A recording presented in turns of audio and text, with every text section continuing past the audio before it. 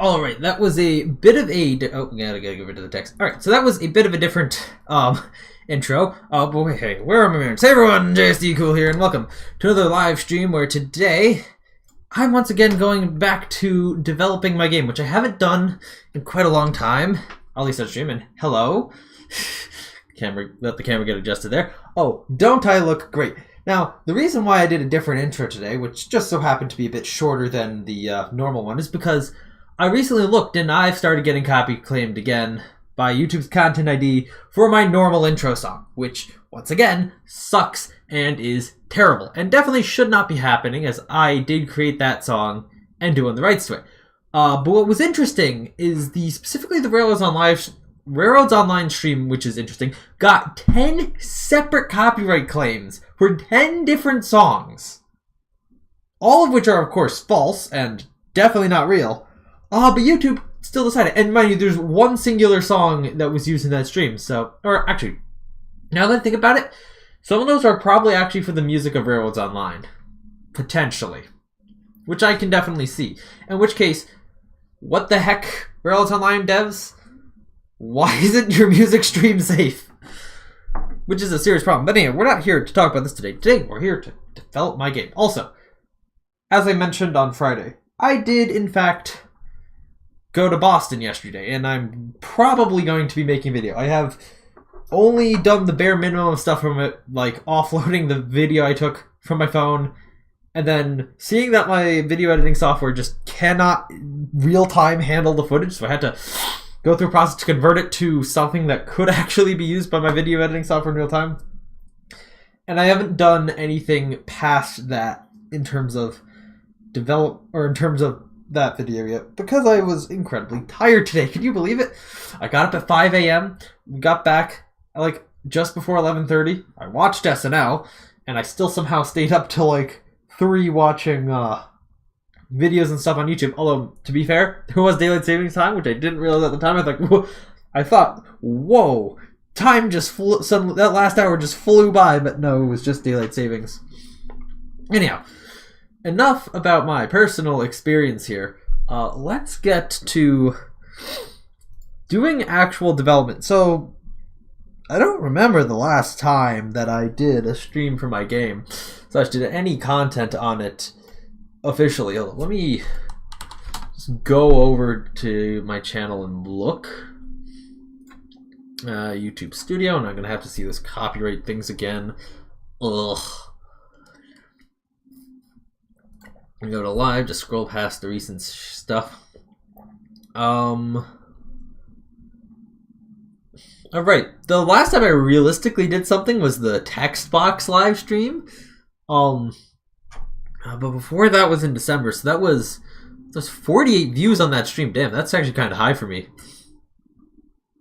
Anyhow, so today I am once again going back to the game. So actually, I can show, I guess, this is a sneak peek of what's up in the next update for my game. Because this is, actually, let me launch the game here so I can quickly change this thing so it's not necessarily, full screen mode's fine. I gotta at least turn the sound off. And I'm gonna turn full screen mode off. Oh yeah, fancy secret developer menu stuff.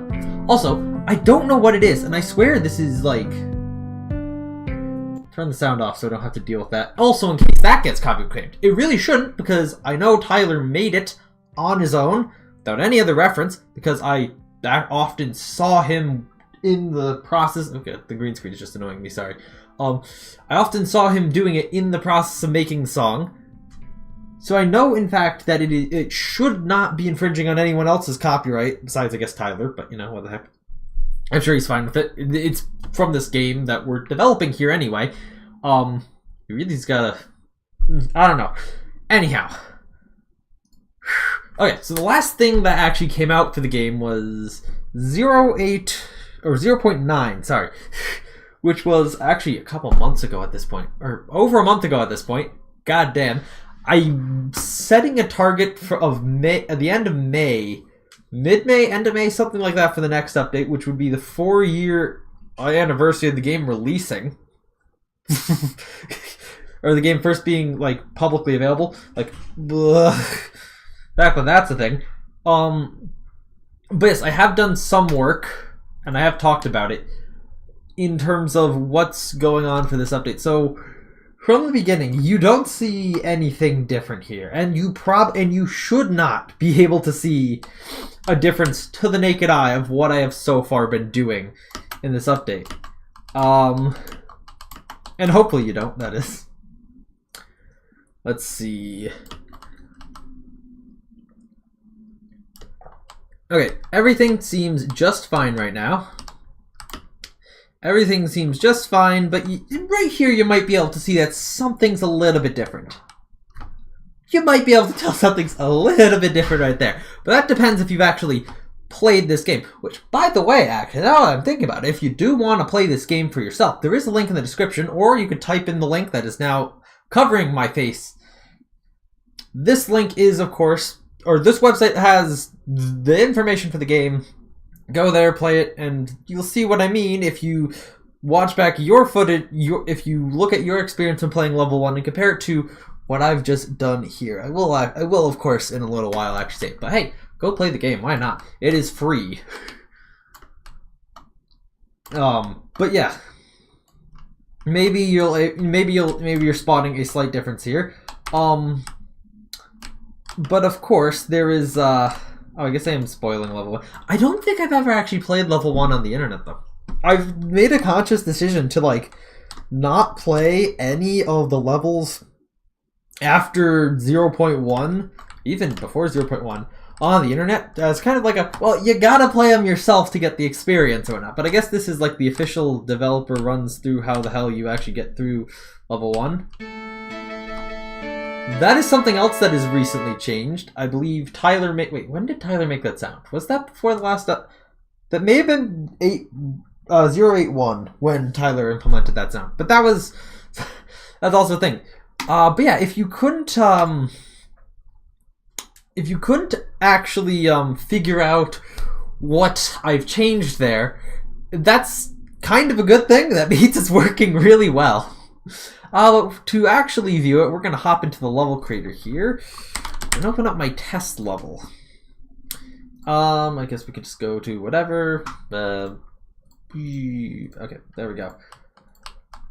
Right, I actually should make it so I can do stuff here. So, you know, everything looks just fine here. Everything functions as you'd expect. But then I'm going to add something in here that, if you've played this game before and done this sort of thing, actually, you can do it with you can do this with the current version and see that it's actually different. Yeah, something is indeed a tad bit different than before right here. And you know, this is actually just any ordinary slope. It works as normal. You can walk up it, you can run into it, all that sort of things. Works perfectly fine.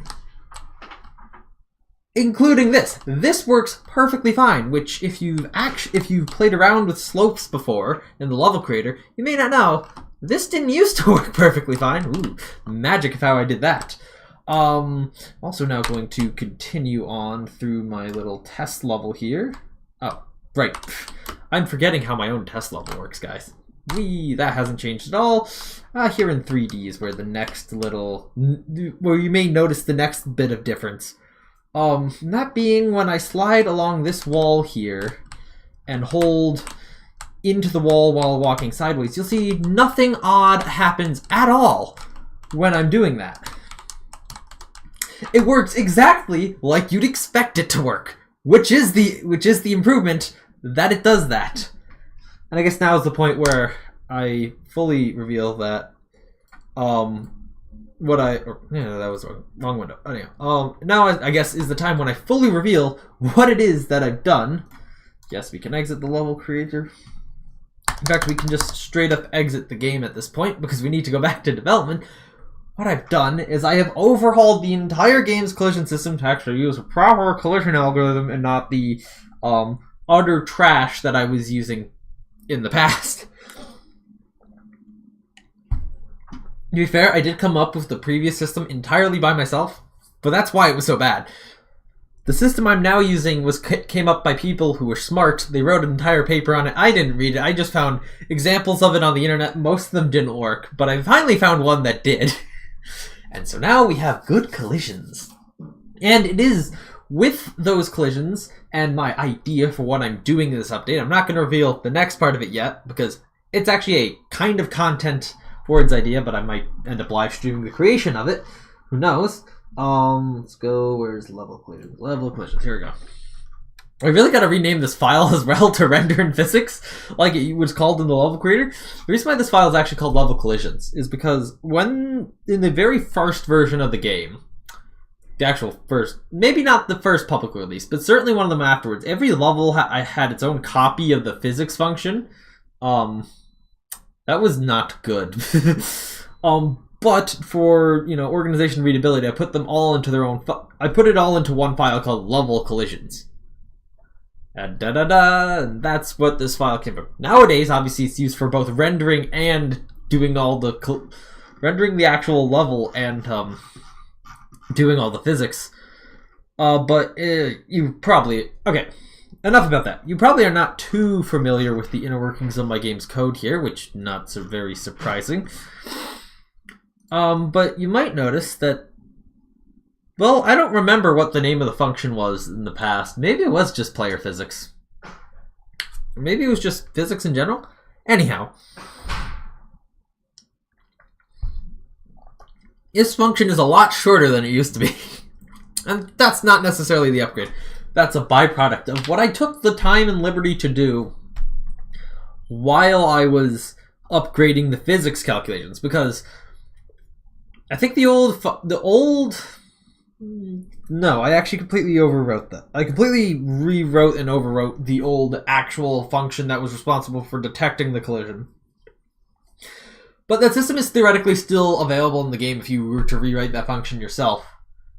But within that, I had to go change the parameters of all the times that the physics got called, and I guess how it all got called. So I figured while I'm going through the entire physics code doing that, I might as well refactor it a bit to make it more modular. Which is... Goddamn, I've just realized I'm incredibly bright and washed out in the stream. Oh well. But that modularity is what we're going to be using today. Because, again, this was in mind for what I'm doing in this update. So, you'll notice that player physics, which is probably just going to be the general physics function. You see, we do have a new function down here called entity physics. And this is the similar length and similar looking code structure to what we had before. For good reason. It is. It is basically what we had before, just in this function instead of this one. And in fact, the actual existence of where this function gets called is literally just right here. That's it. Is a calcing player is used there. I think this was just a save state variable mostly here. But the idea here is that, well, first of all the code beneath this is just player-specific housekeeping code. So, the death cooldown code specific to the current players here, because everything in the entity physics method here, I guess, is what it really technically is called, is actually completely generic to any entity object, not necessarily the player. Because actually, entity objects also new. I didn't have a class named entity before now. Let's see. All right, so yeah, we just and therefore we also got a new bit of structure. The player class is now, of course, a subclass of the entity class. So the player gets passed in, and we also pass in the stage that the player is currently on. And then we run those physics. We then have, obviously, the kill the player if they go beneath underneath Y720. We have the code for handling the player when they're dead. Mostly just moving them back to their spawn points. This should probably be a set Z method instead of actually manually setting the Z, but I'm too lazy to fix that at the moment. Of course, we're moving them back to this correct stage. Probably should also note for the future here. Actually, I'll leave a comment for myself. I'm not doing this right now because I'm a little bit too lazy to figure out this, but set 3D mode based on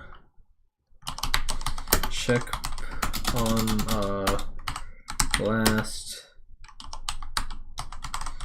point pass. There we go.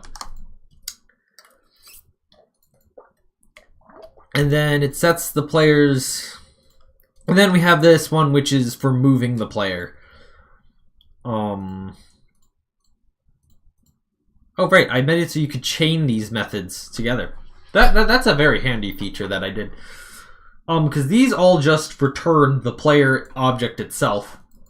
Which allows you to do chaining like this, which is pretty convenient. Or readability-wise, at least. I don't know if it makes a difference at all in the actual bytecode or the compilation, or actually the runtime just-in-time compiling. Maybe it makes a difference, maybe it doesn't. Let's see.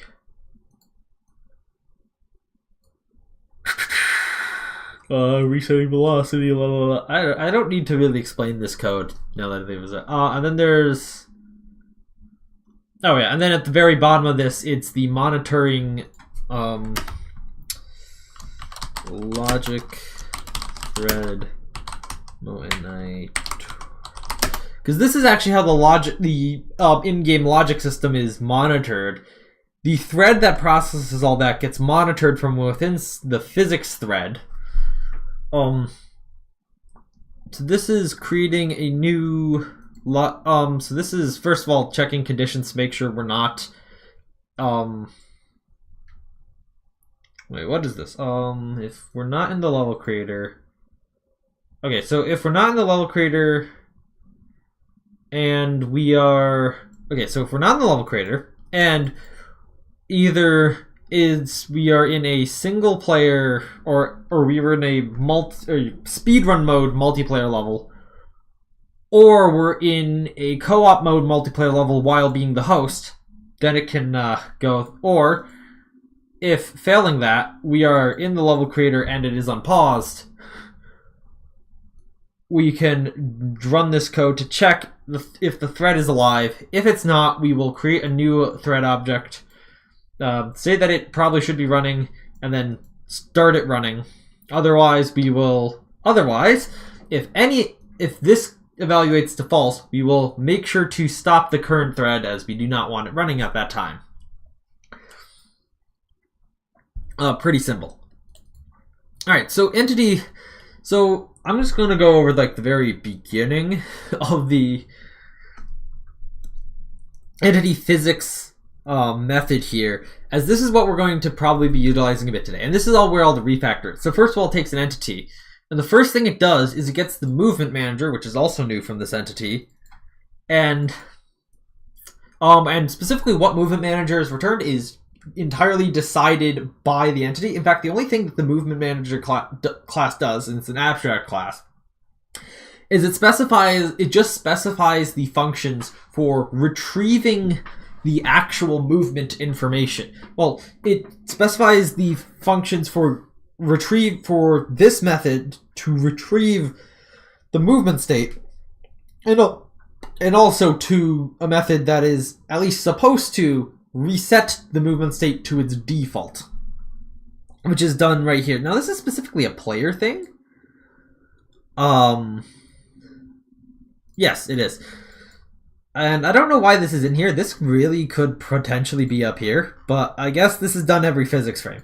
So if this movement... Oh yeah, also, if the movement manager happens to be the no movement manager, which was a thing I implemented as kind of like the default in case an entity doesn't have physics movement, you can just have this as its movement manager, and therefore it won't process any physics. Nice little physics saving situation for that.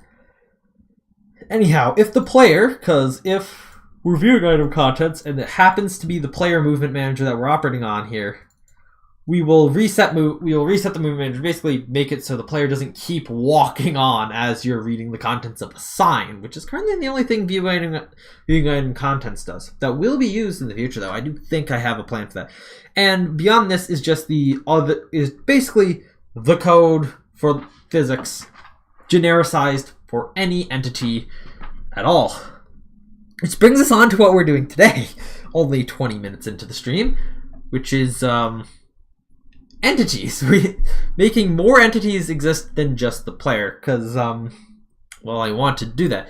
And also actually do have to mess with this and implement some more stuff, as I do want to be able to make entities collide with other entities. Of course, making that completely optional would also be a good idea. I see that there is someone watching the stream who is interacting with whatever the heck the weird button with all those emojis is. Well, welcome to the stream. 100 party favor, 100 party favor. That's what I'm seeing. And now I'm going to stop reading those out. Reading. Alright. So where do I begin? I guess I begin with making the class for it. So this class in particular is actually probably not going to be all that longly lived. This is mostly going to be a Pathfinder class, so I can make this stuff just kind of work correctly. We're going to, or maybe I'll just leave this class in the game but not use it. If any modders come along in the future doing mods for this game, they can, I guess, rediscover and enable this, but it really won't do anything useful and won't receive updates other than making sure the game can actually run. So, simple... oh god. E-N-T-I-T-Y. So, we'll make a new class.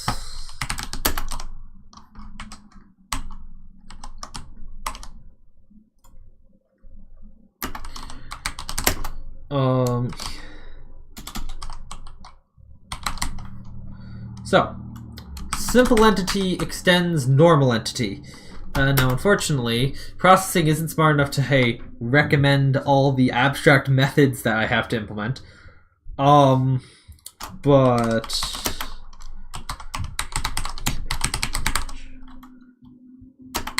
get move mint ma. Hopefully that's... I'm just going to return null for now. That will break stuff. Also, actually, the point of movement manager... Why is it... Oh, goddamn, it's processing being really dumb. Okay, this is fine. Actually, let's return new... No, move mint manager. This is correct. Alright.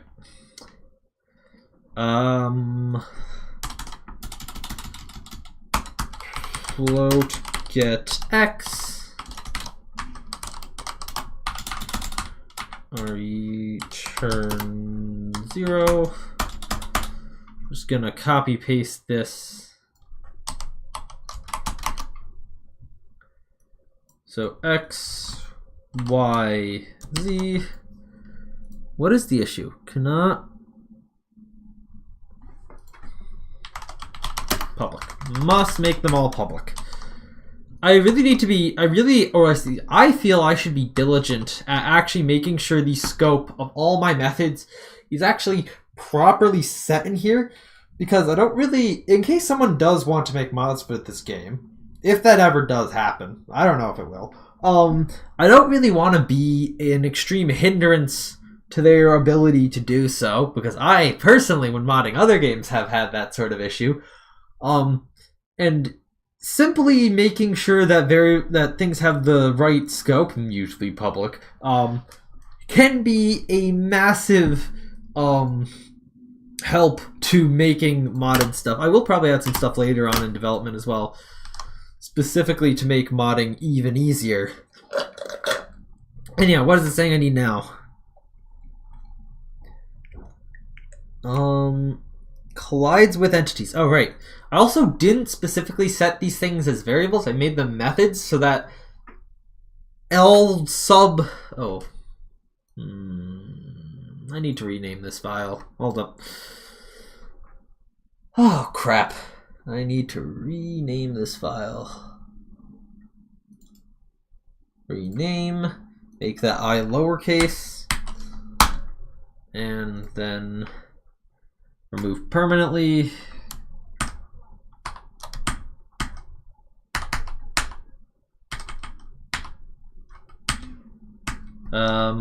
Oh, I gotta find it in the list myself manually then. SI. Do I have to? Oh no, there it is. Okay. And then we'll just go lowercase I that. Alright. Public Boolean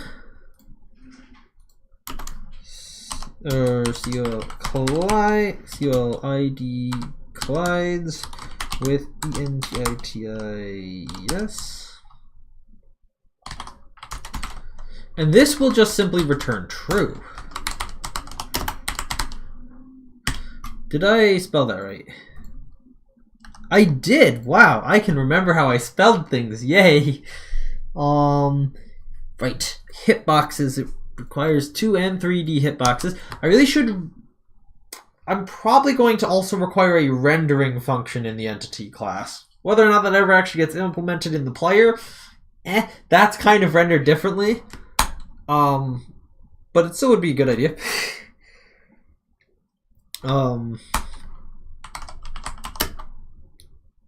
Wait, which method was it? Get hitbox 3D. So that'd be a collider 3D. Get hitbox 3D. Float X. Float Y. Float Z. And I also would hope that with the way I'm writing these... Really? You choose Y as the parameter that I'm not using? Damn. I would hope that the way I'm writing this, or the way that I'm writing these classes... Oh, the B does have to be capitalized. Okay. Would also make it easy for modders to make their own entities, for instance. Because, I mean... You might theoretically already be able to do that in the next update, the way I implement things, depending. But in case it isn't, or you want something, I guess, more performant than what I'm going to give, just making your own one would be pretty easy in this situation. So we'll have, probably wants the other one, right? In 3D, public Boolean in 3D. Just gonna return false for now. Theoretically, what I'm probably gonna need to do for this, is actually peg this to whatever. I mean, actually, it's optional, I guess, for this. I should have a way to have this set based off of whatever it actually whether the game is currently in 3D or not. But it will be possible for entities to exist only in the second or third dimension and not in both. Kind of like some of the enemies slash creatures in Super Paper Mario. That's kind of what I'm going for. This game is vaguely inspired by that one. The set methods. Oh, okay. We're gonna put those up here. Public entity set X, float X. Oh, right. Return this, which is the appropriate value. Theoretically, you could return a new instance of this class just at a slightly different position if you really wanted to. And that would be weird.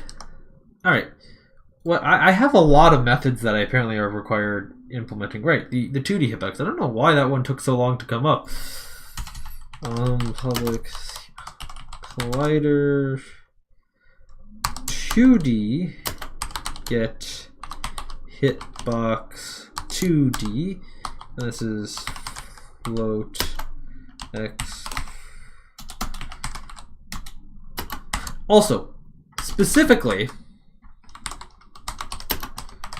I'm going to comment on the reason what these coordinates are. This is the offset of whatever the actual current player position is for the hitbox. This is used in physics so that I don't have to do a lot of transformations on the data manually in the physics area. I can just say, okay, give me the hitbox that is two units in front of the current one, and or realistically, it's going to be the position that we want to put the entity in next, and then we'll check if that's a valid position. That's effectively what this is for.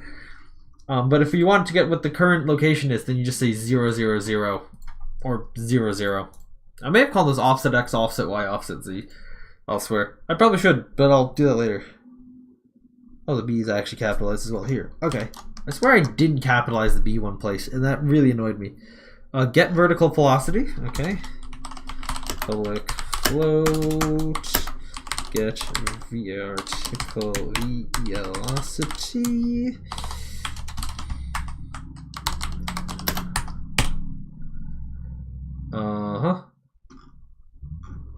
And what's next? To be clear, there is a lot of stuff that has to be implemented from the entity here, but that's probably good. I did not spell it right. I think the B-E-R-T-I-C-A-L, B-E-R-T-I-C-A-L, no E. That's it? No. What did I do wrong? Oh, set. I need set as well.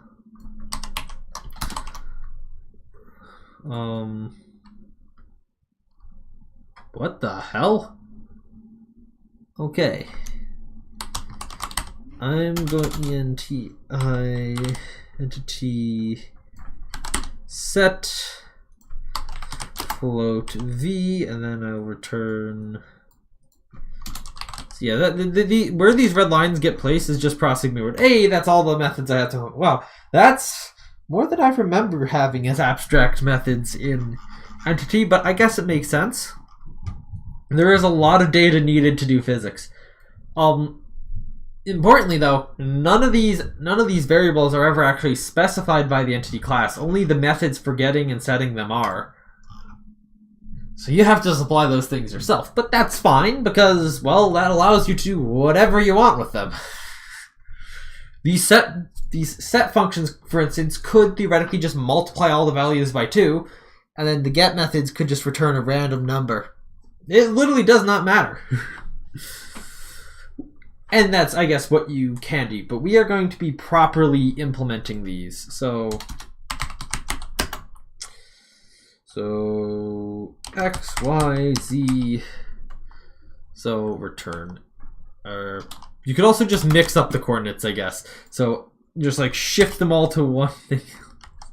That would be weird. Physics would be very confused. It would be continuously moving you in different directions based off of gravity.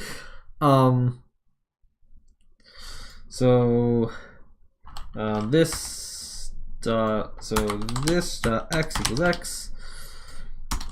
This dot y equals y, and I just gotta change these to yz. And this dot z equals z.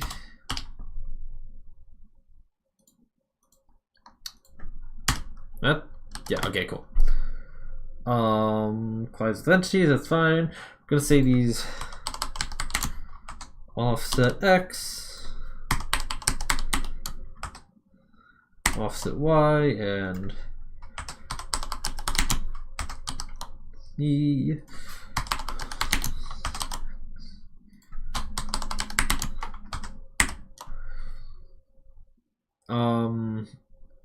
Also, returning null for a hitbox is considered. Returning null for a hitbox basically is just considered as the entity doesn't have a hitbox and it'll just be ignored in physics, which is especially funny if collides with entities is set to true. But hey, not having a collider in 3D is a bit different than 2D. In 3D, I will just keep that as false for now. Vertical velocity. A lot of this stuff is just getting a setting. We don't float velocity.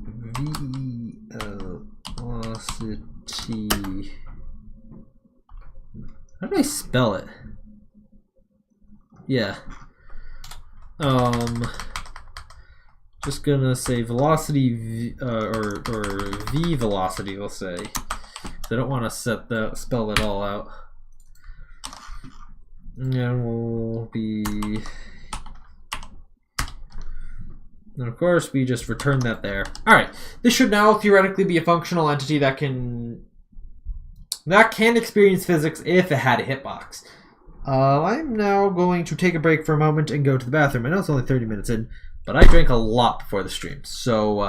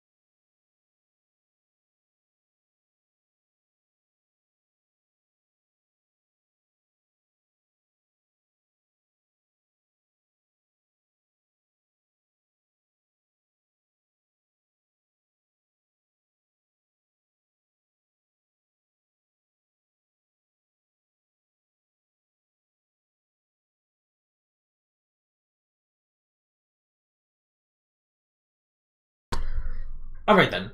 Let's continue. I think I'm going to make the breaking change here of requiring a draw and draw 3D method on all entities. It makes sense, but I don't think the player has it. So let's go add that entity. I guess I could have just copied all these because this is the entire definition here.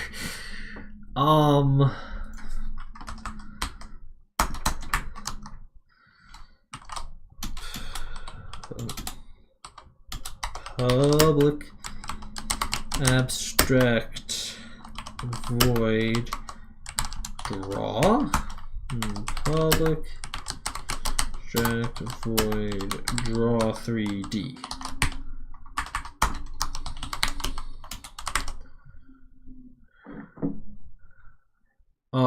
Render methods. Just put that there. Let's go first to the player so I can just implement these if they do not already exist. I don't think they do. Yeah, they do not. They do not exist. And then perhaps I should potentially actually move player rendering in here, but player rendering can be a bit complex. Can be a little bit complex, especially since I already have a whole other set of methods a whole other couple methods I made dedicated to the actual process of rendering a player. But draw and public void draw 3D. We do not need a semicolon there because these are actually complete methods. Maybe implement these later. Alright, now we can go back to our simple entity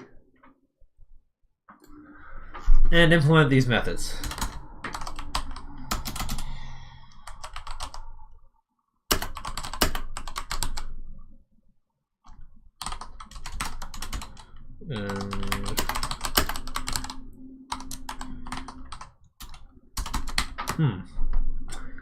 Did just realize the problem here. Because we're in the entity here, we do not have a direct reference to the context that these entities are going to be drawn within. So I may need to actually import that context.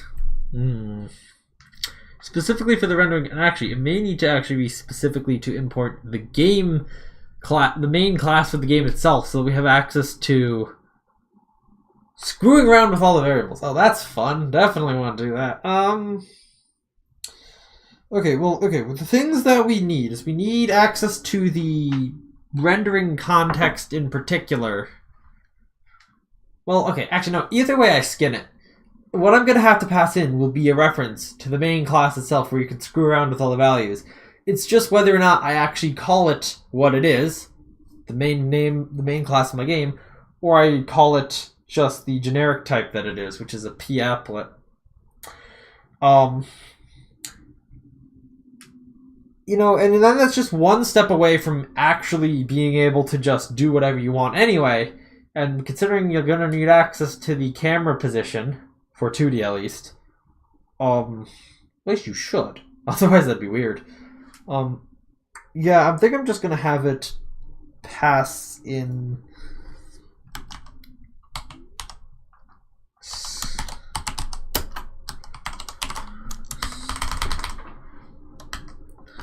What is this error? Right, 2 n's, that's right. There you go. Now it's incredibly specific to my class. And we'll need the same thing with 3D. Alright. Oh, right, now we technically don't implement this. I will go change stuff here in a second. Or,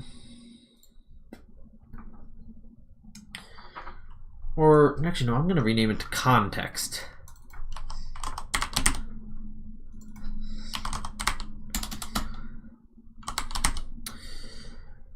Because it is the render context here that I am specifying needs to exist. Entity right here. The only class starts with E. Interesting. Go back to the player. And also just pipe these parameters in, which are unused. Alright. Now that we've done that, simple entity here. Oh, we can now actually render something correctly. So we're gonna go do context fill 0 context dot, because it's just gonna be a black box for now, because, or a gray box actually. Let's make it gray. Let's go like 40. We also need the windows, or we also need the render scale as well, which is again back at the main as a variable, so nothing is entirely protected, which is fun. Maybe that's an issue. I don't know. Or not context. Context dot. Sorry about this. Did I mention that I went to Boston yesterday and that I'm kind of tired? Because I am. Rect 0 or x minus cam or minus context campos, just campos actually, y minus campos y, and let's make it like 40 by 40.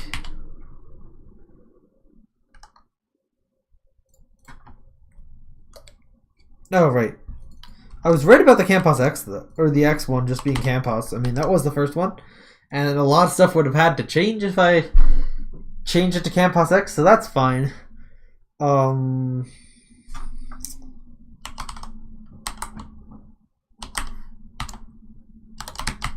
Scale with a capital S, because I'm cool like that. Or that's for some reason how I decided to write it early on. And so that's just kind of how it's stuck. Alright, so that's the 2D variant of rendering this thing. And I will do a similar thing in 3D here. And then translate to x plus 20 comma y plus 20 comma z plus 20. That's 10. Oof. And then we'll box 40, 40, 40. It's just box 40 actually, I believe. And then we translate the opposite of this. So negative x minus 20, negative y minus 20, and negative z minus 20. Alright. And that should be the extent of what we need to draw it in 3D. Alright. Rendering functions have been properly implemented. All the setter and getter functions, methods, whatever, have been properly implemented. There's currently no movement for it, but that's fine. We need a constructor for this. And what I think I want to do is I want to make factory methods a thing for entities. That way they are easier to be placed by the level creator, which also means making a factory method in the entity class itself. But we will, of course, need a constructor to be called / callable for that. It can get a little bit weird, but I think that's similar to how Minecraft does it anyway. So we'll say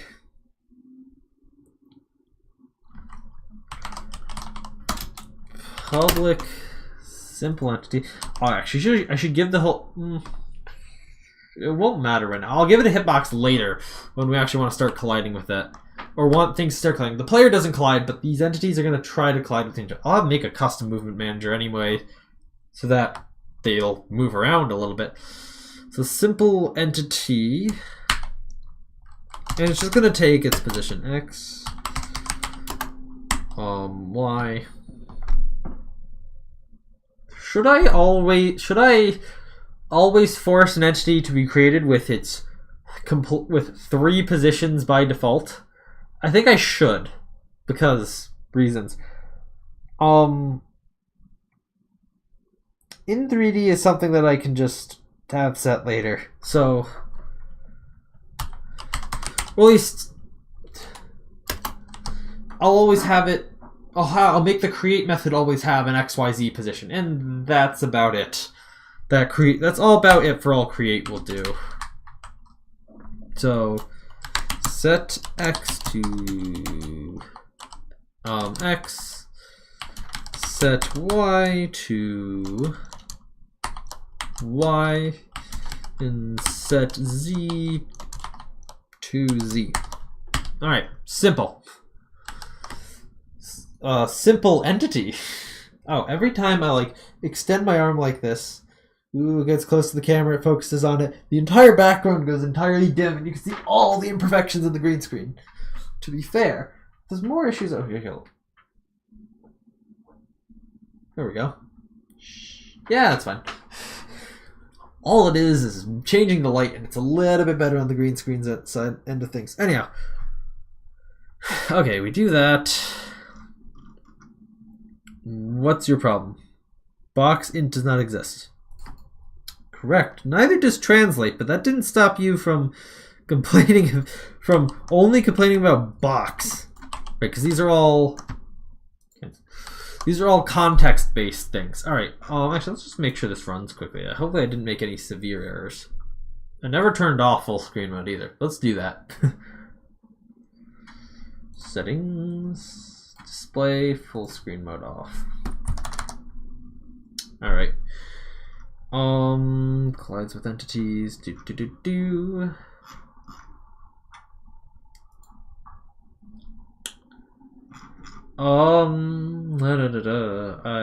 am I supposed to do next? Right, I need to go add something else to the entity class. There's so many things that now need to be implemented, but the entire framework for a functional entity needs to be there, and you do kind of need to do stuff without me having to supply a basic version.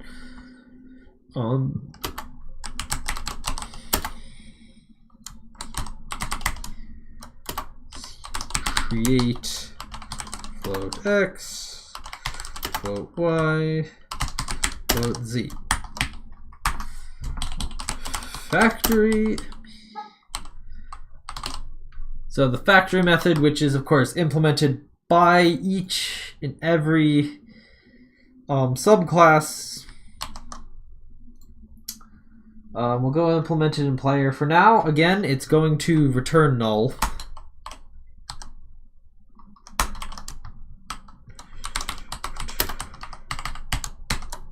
It's going to return null for now because they can't be bothered to do that. And also all the players that realistically need to exist are already going to exist because they're statically created when the game starts up. What?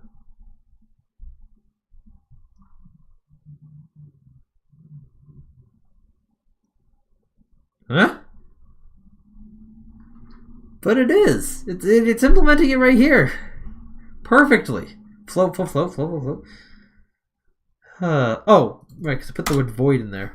That doesn't make sense. That would be a syntax error on its own. But apparently that was more pressing. Also, the constructor takes a scale and a color, which is not being provided by a generic call to create it. But for the simple entity, this should be more than enough. Where is simple entity? I keep losing it every time I need to find it. It's right here. No, okay. There it is. I'll put this right up here by the constructors. This is effectively just going to call the constructor. Must be public. Return new simple entity of x, y, z. So critically, this is not static. This is not a static method. This is an instance method. So you will need to have an instance, which will obviously be in an array somewhere, ready for this, for then it to be popped off to create a brand new version of itself at the specified coordinates. And there will probably be a method by which registering a new entity is done. Probably at setup, to be fair. Alright, and with that, theoretically, it is about time we can get to not just the making, not actually doing what we were supposed to be doing, which is, wow, it's been 53 minutes, and we're just finally at the point where we're ready to do the actual thing. This has all been set up, to be clear, because now we actually need to implement a setup for making the entities do what we want, or for actually doing anything, rendering them, doing physics with them. To be fair, we do kind of have that, but not entirely. I need to add a lot of backbone shit for this. And the simple entity is just the vehicle for testing it. So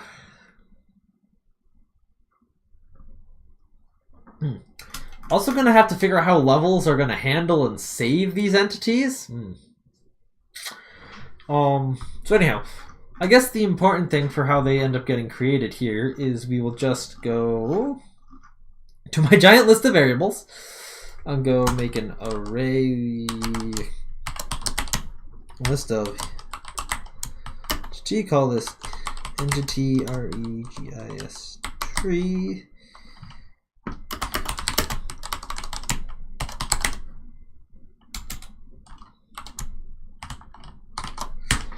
Alright, and then this is the object to which all entities will be registered and where it will extract entities to be able to actually create them.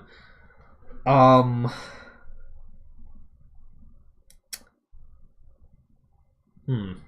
may need to put a string inside of entities, name it type, so that it can be programmatically parsed out of like a JSON file that we want this, and then plugged in. Actually, the create. Now that I'm thinking about it, the create method should probably take a JSON object. We'll figure that out later. For now, I just kind of want this thing to exist properly. So go up here to setup. Realistically, do not need to do this earlier. Just before the program load method is called. Oh yeah, this should, to be clear, not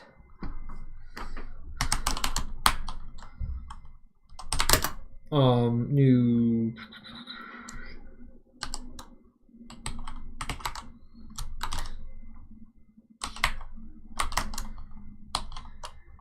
at 0, 0, 0. Or actually, no, I'll add a method get. I'll add a method to the entity class. Call it get name, which will get a name of an entity. And maybe I won't publicly expose this, and instead, I'm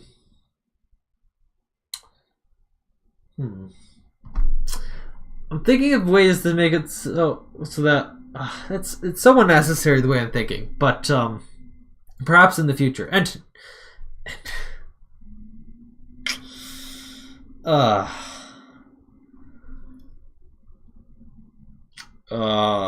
crap. What am I thinking of? Okay, I need a method to actually spawn an entity in. Wait, do I? Hang on, I was thinking of that's how I would do it. But now that I'm thinking about how does this work with levels? Because entities are going to be a thing that's put inside of a level. And like, yeah. It's kind of important. For the testing purposes, we don't necessarily need that. But it does have to be within interacting with the level. So, God, there's a lot of things I'm going to have to figure out here. I'm suddenly confused. What do I need to do here? So I got the register. That I know I'm going to need that. But what am I going to need to do beyond this? Let's see. Entity registry. Because like, would I need a spawn entity method, or would it just be we create an entity? Or no, it would have to be. It'd have to be a thing in the levels, because the levels are going to be storing and keeping track of the actual existent entities. So whether or not you spawn, or it's probably going to be add or remove entity is what it's realistically going to be. Let's go over to the level class. The level is what's actually going to have to handle the existence of entities. The registry is obviously just so that, well, it's something I got to do with all objects that end up going within a level, that get, or that there are different types of it that can be good. So I guess even stages fall into that area of need to create registries and factory methods for everything, so that everything can be programmatically loaded, programmatically and dynamically loaded, instead of having. Hold on, let me find the part of this.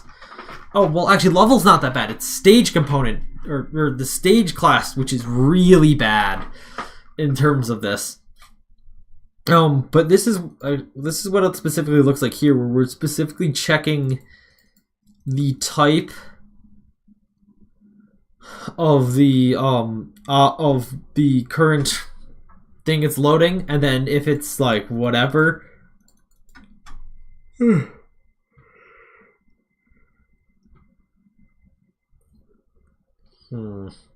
Perhaps the entity registry should be a hash map. Again, I can figure that out later. Actually, no, I think I'm going to figure that out right now. I think it should be a hash map. That way, we can just pass in whatever name was coming out of this, and it will just give us the object that we can use to create a new object. Why the hell is it printing an empty string? Huh. That seems a tad bit useless. Let's get rid of that.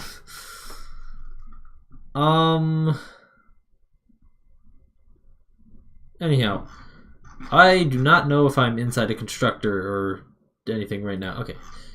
Where's the end of the constructor? That's the end of the constructor. Let me mark that. End of constructor. We will go there later. Pseudoload basically just returns everything to their original location for multiplayer purposes, and I realize entities are also going to have to be included in that. That's gonna be fun. Where are all the variables are all the way up at the top, right? Yeah, they are. Okay.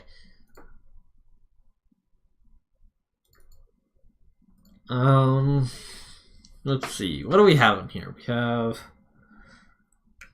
the initial spawns.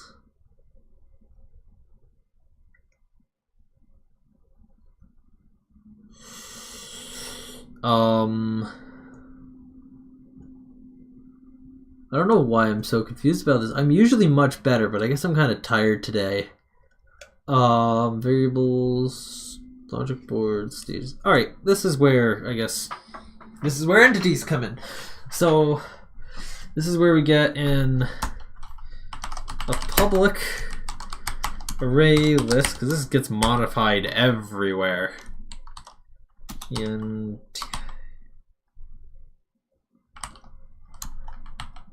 Entry and entity.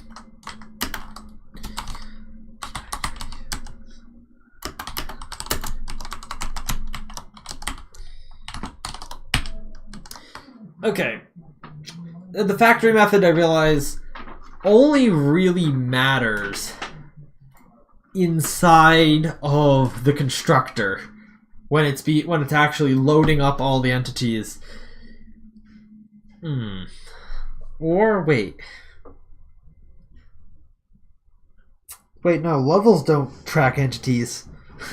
This is where it gets even. Stages track entities. That's right, because the entities aren't level wide. They can't hop. They can't follow you hopping necessarily, at least hopping between stages. They will only exist ever in one plane.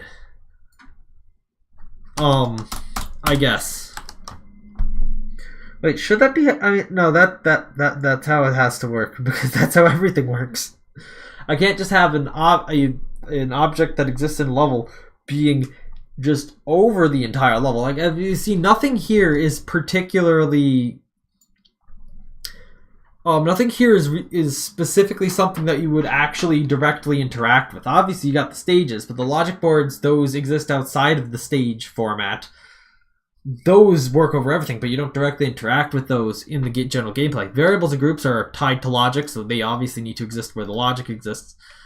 Group names is also just a level creator thing. And then everything else is just basic level boilerplate stuff. So yeah, no, I actually need to go to the stages to give them entities. Oh gosh. Stage.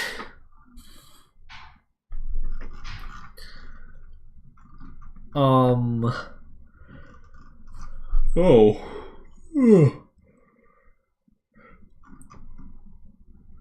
Oh no. Right. This is what I was talking about by being bad, but this is where we're also, I guess, going to have to deal with loading the entities. Basically, we're just going to have to pass O-type into a hash map. We will then return out the correct thing for us, but we'll have it separately between entities and general parts, just so we can make this more generic. But yeah, here's where all the components are. And interactables as well, but those are just components in a separate list. Should just make a separate interface for interactable that just gets implemented by a object to say that, hey, this can be directly interacted with by the player. Anyhow, entities. Now a part of your local stage. This also does not have a render. Entities, oh gosh, entities also need to have the ability to save. Oh. That comes later. That comes way later. For now, I'm going to be concerned with just adding them in general. Let's make sure stuff runs here. Cool. Popped up on my second monitor for some reason. Alright, so now we have that list of entities. We could potentially go through and get them rendered quickly. That shouldn't take too long. And then once we get them rendering, we can actually spawn them in. Also, I'm not entirely sure how I'm going to do this. I think I want all entities on all stages to always have physics going on them, which may be a bad idea. Or maybe I can tell the entity that, hey, or maybe the entity can tell the physics engine to always process its physics or only when a player is nearby, because oh god, it gets very actually for now I'm gonna have it always, just so that in multiplayer it's much simpler. Because entities, oh, that's another thing, multiplayer. I didn't even think of that when I was going to implement these things. Now I gotta be communicating all the information about the entities in multiplayer as well. Oh god, this is just getting more complex. But I will not abandon this, because I do have solid ideas for what we're going to do with this once it's all working. And also, it's not that much. It's just that with all the systems I've built up for myself, it's going to be a lot more work. But these are all my systems, and I can bend them to my will. So, I don't think it's going to be that bad. Alright, we need to go back to level collisions. But this time, the rendering code. Current thing is being drawn is a stage. Alright. Entities are going to render on top of the actual environment itself. So this is the primary for loop for all elements. But they're going to render underneath the player. So I'm going to say for int I equals 0. I is less than stage.entities dot size I plus plus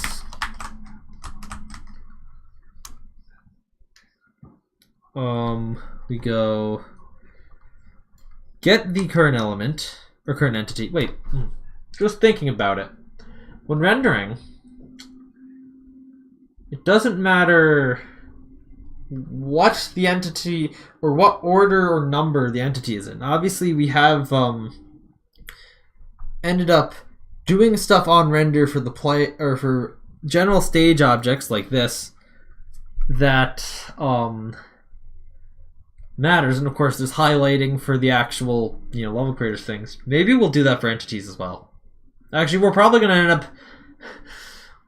end up making entities also highlightable. So, yeah, no, I was thinking of using an enhanced for loop here, but I don't think an enhanced for loop is necessarily the right call if we're going to need to highlight the entities in selection mode for deleting or whatever, or modifying their properties, which is definitely going to be a thing.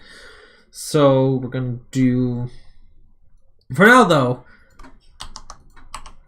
stage entities get I dot draw. For now, it's just going to be this simple.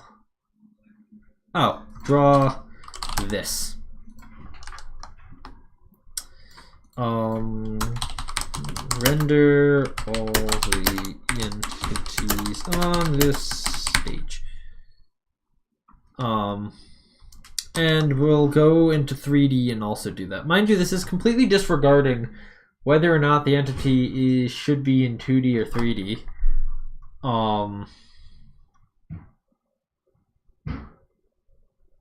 I will do a thing in 3D. Oh, I'll have to do a thing here. Leave myself a note.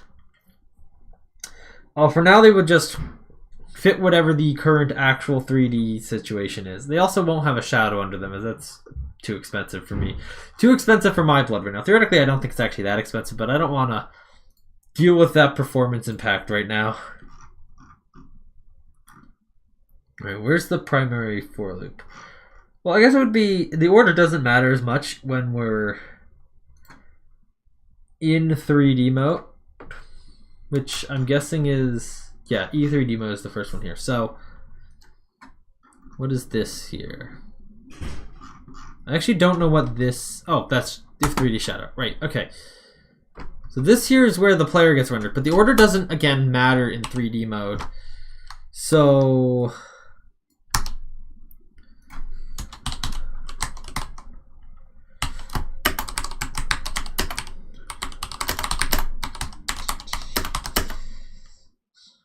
rendered in 3D or not.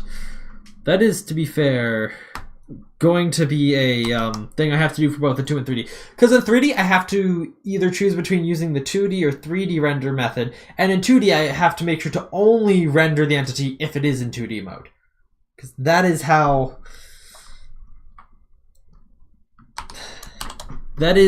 the system is currently set up for players in multiplayer, and so I need to make sure that it is consistent with entities as well, as they are also players are entities, but they're treated differently despite having the same core for physics. Alright, that should be all the rendering done, actually. Let's make sure this launches. And we'll actually go into level 1 just to make sure that it will actually select level 1. Okay, cool. It doesn't crash. Now, the next thing we can do, run player in 3D equals false. Oh no. Next thing we need to do is actually spawn entities in the level creator for now. Ideally I will actually have to make a thing in the toolbox for this. I don't know how I will. I'll just make a simple button in the toolbox for now. That when in use, I will make a separate boolean here. Boolean placing simple entity equals false, and we're gonna need to put this in turn things off.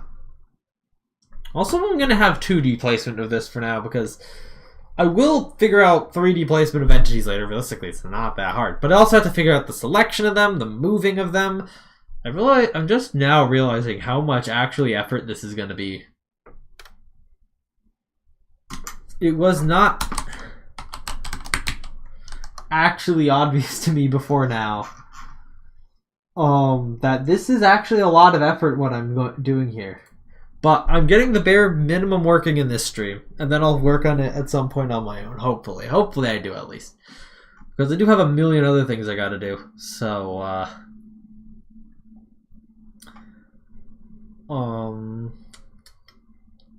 see, button. I'm gonna create another button line here.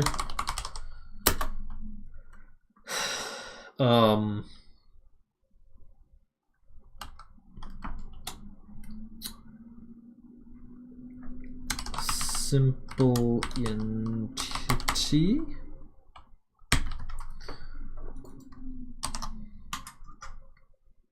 Or where is it? Right here. Okay. All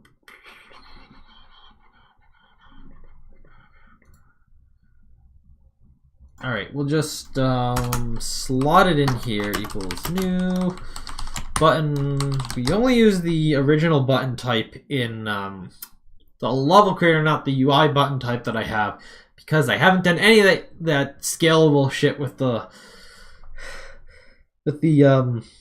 toolbox window yet. I should, but like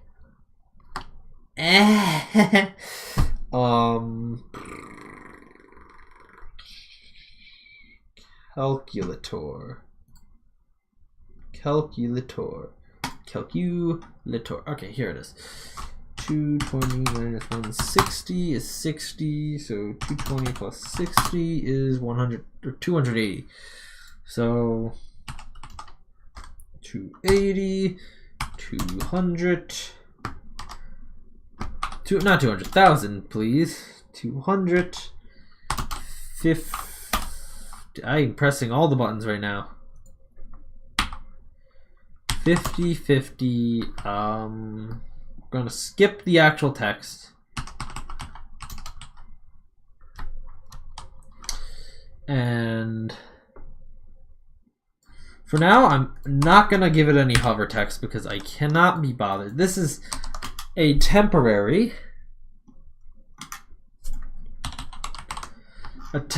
thing, which is great because I never do temporary things, and that's just going to make everything more complex here. Right, the structure of the tools page is also horrible in here. Maybe I should figure out how to refactor it.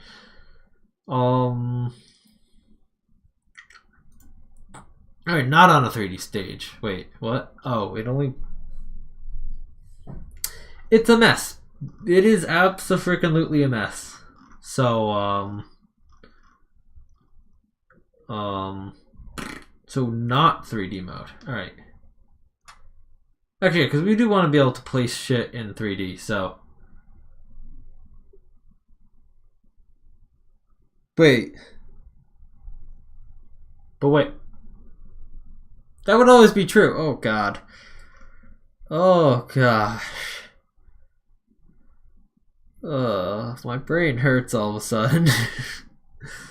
Oh, no, wait, what? No, this makes sense. So...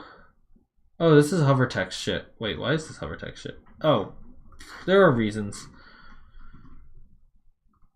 I don't think there was a single button. Yeah, there's not a single button drawn there.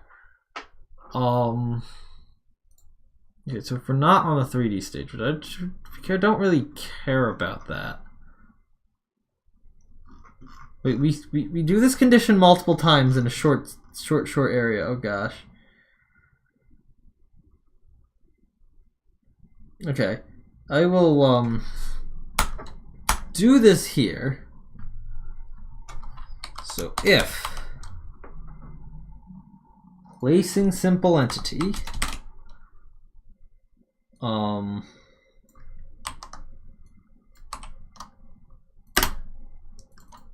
we will go set those, draw that.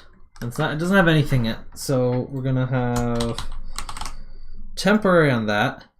We're also going to want to put this entire assembly somewhere where it actually is going to work in a 3D stage. This is the hover text of the button, but then we go into the stage is actually 3D. And alright, so 3D is off here. So before all the hover text comes in, there we go. Alright, so the button should now exist. We do, though, need to go find where the click detection works, because that's also all sorts of messed up. End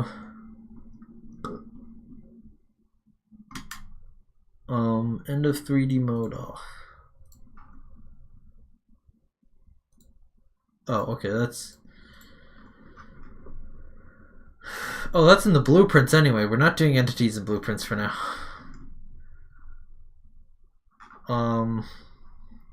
Okay. Okay, let's just simply go for the 2D stages and then the 3D. So tools, editing stage, stages of type normal.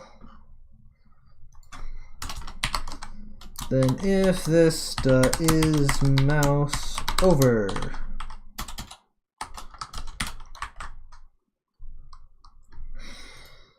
That is indeed a Boolean. Oh, we got it. Wait, no. Oh, god damn it.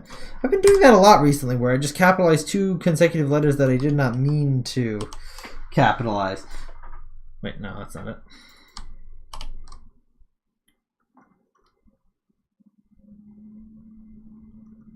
Placing simple entity, that's it. Alright, then we go into the 3D stage. 3D mode being off. We'll go here. Make sure to label this shit as temporary.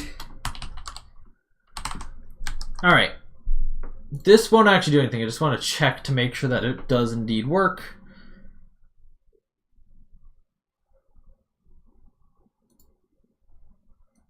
Alright, also, I couldn't help but notice that the thing I did, I believe this was for the last for the currently existing 8.1 or 081 update. Yeah, my default author is not working at all, and I gotta fix that. I think I have a patch 082 that I want to have Tyler help with. But in order for that to happen, but in that I will, I guess, fix whatever issue that is. Anyhow, this is besides the point. Just need to get here, actually get into a stage. Perfect. We have a button that can be selected. Cool. That's all I needed. Actually, let me see. Is Tyler still hanging around here? He is still hanging around here. He is apparently doing homework or something. All right. Let's see. Let's make this shit do something. All right. Simple entity. Actually, placing simple entity. This will so far just not respect grid mode at all because it's going to be moving around. I realized the placement position of this is also going to be quite important.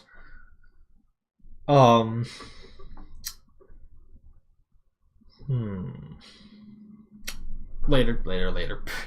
The placement position realistically should be overlaid in the level creator, kind of like a transparent version of.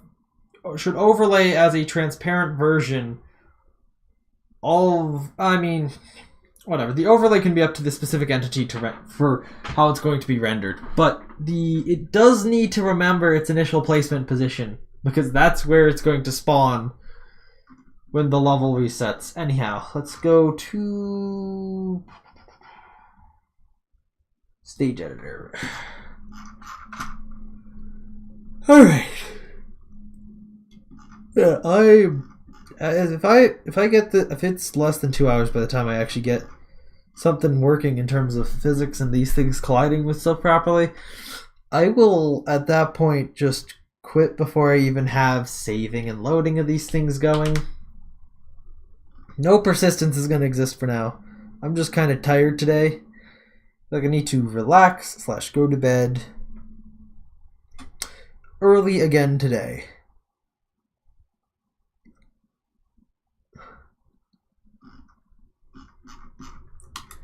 Should be a bit farther down than I think. Now that I'm thinking about it, it's probably going to be a bit further down here. Yeah, to like right here actually.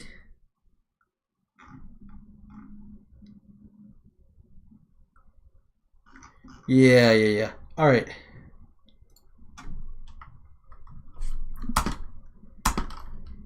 If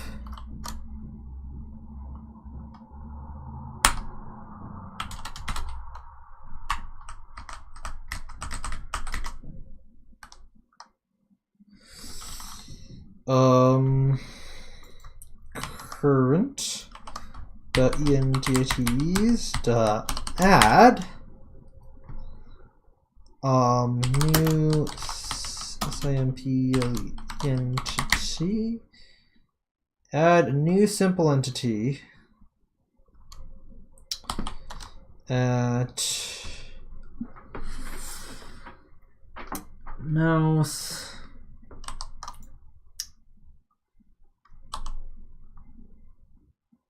All right, we'll just steal this. My brain is, as I've been saying, my brain is fried right now. All right, we'll just 0.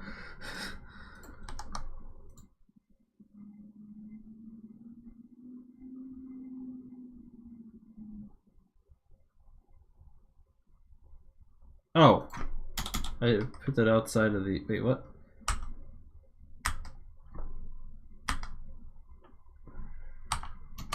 Wow, I feel slow right now. Okay. Let's test this. Finally, we're actually getting something done here today.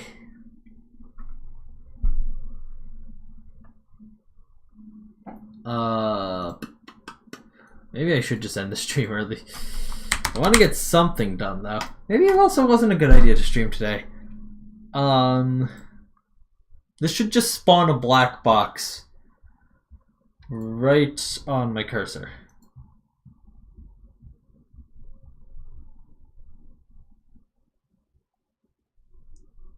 That wasn't correct.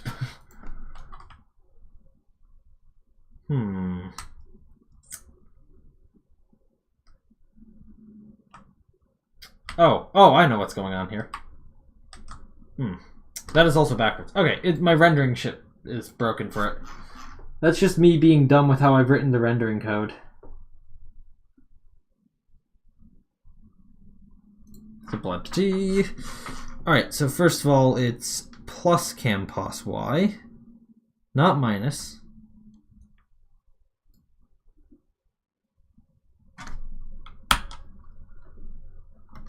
And the actual,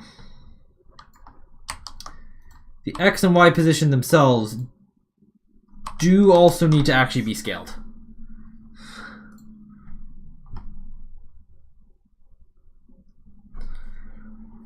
Alright, let's see about this working now.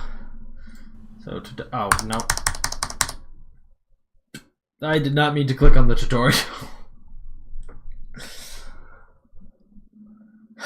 It's the button beneath that. Level creator, that's the one I meant. Alright. So now... That's correct. Incorrectly scrolling, though.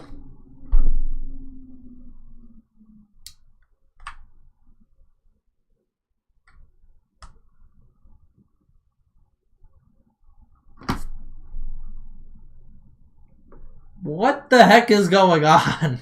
Why is my rendering so bad? Let's put another one all the way over here. In there.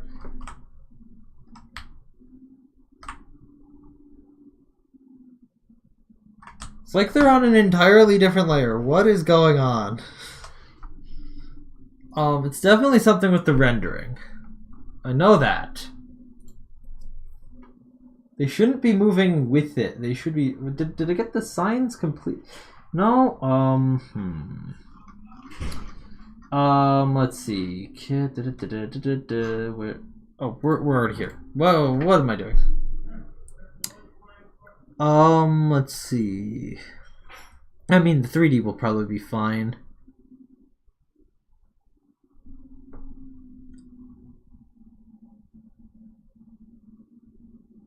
That's the whole thing. Hold up. Let me see what I did for the ground. Because that... Okay, let's draw. Oh, we... Damn it. Wait, no, the offsets are something different.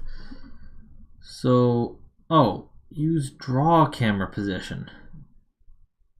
I don't remember what the difference is, but,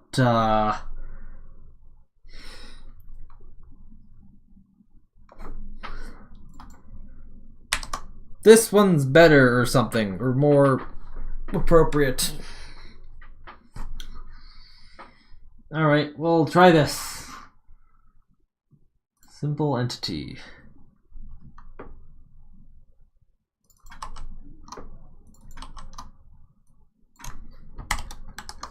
I doubt this is really going to make a difference, though. We'll also make sure it does the order of operations correctly by just enclosing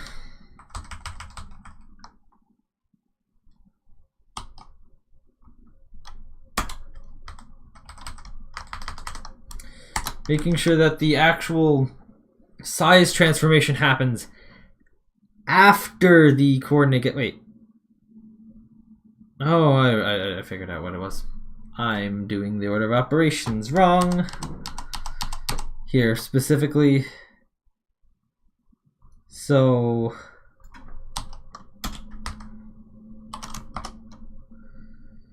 Specifically... We have to do the grid transformation before, or the camera correction. Ugh, words. The camera correction has to be done first before the scaling that happens, I think.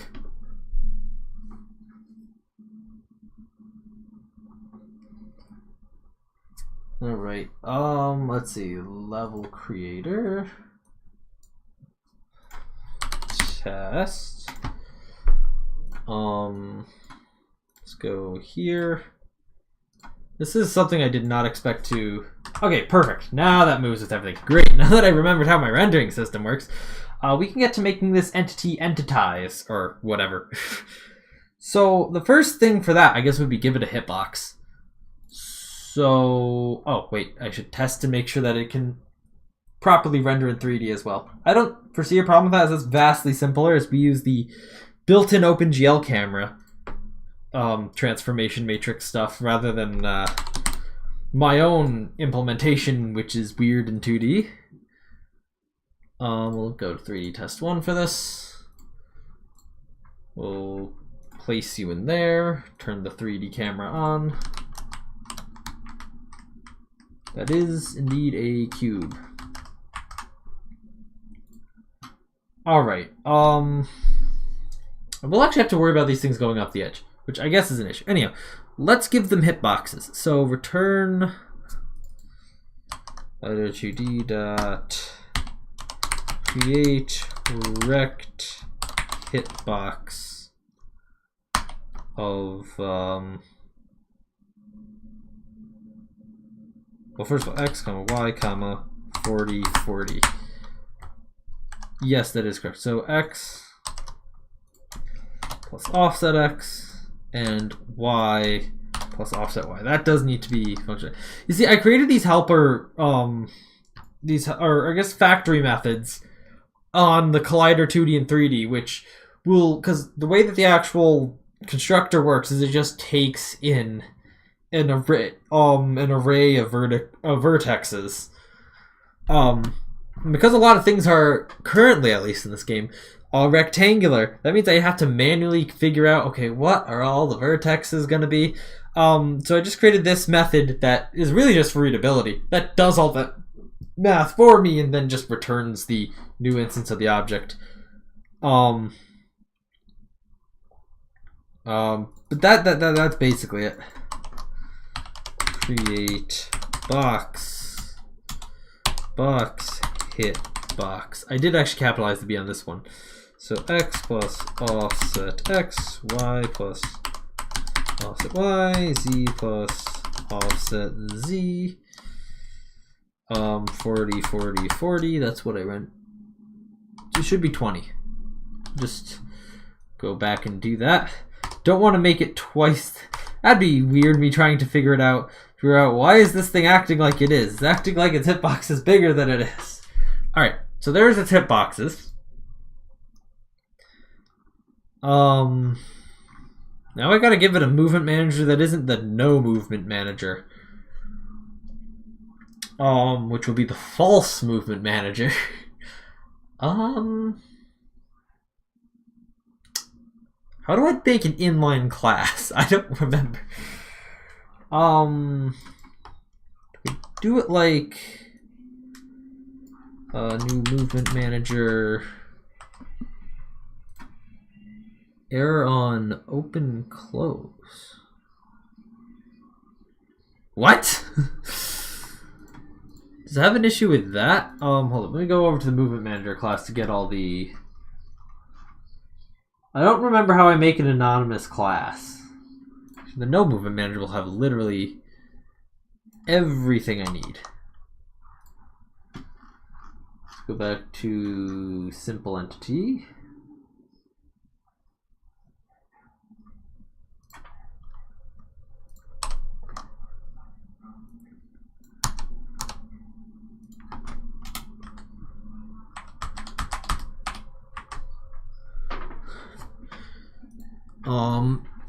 Maybe it's like this.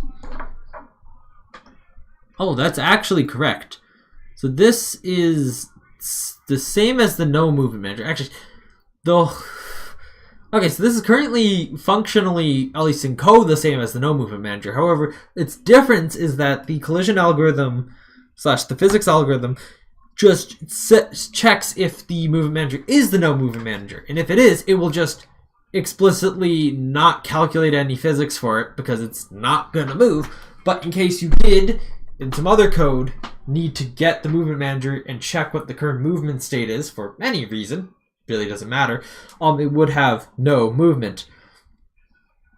But this anonymous class just does the same thing, except it will not be detected as not moving. So it will not. So it will just. So it will experience physics, but not move otherwise. Let's play around with this a little bit. Well, the only thing we could really do currently is drop the entity and then not actually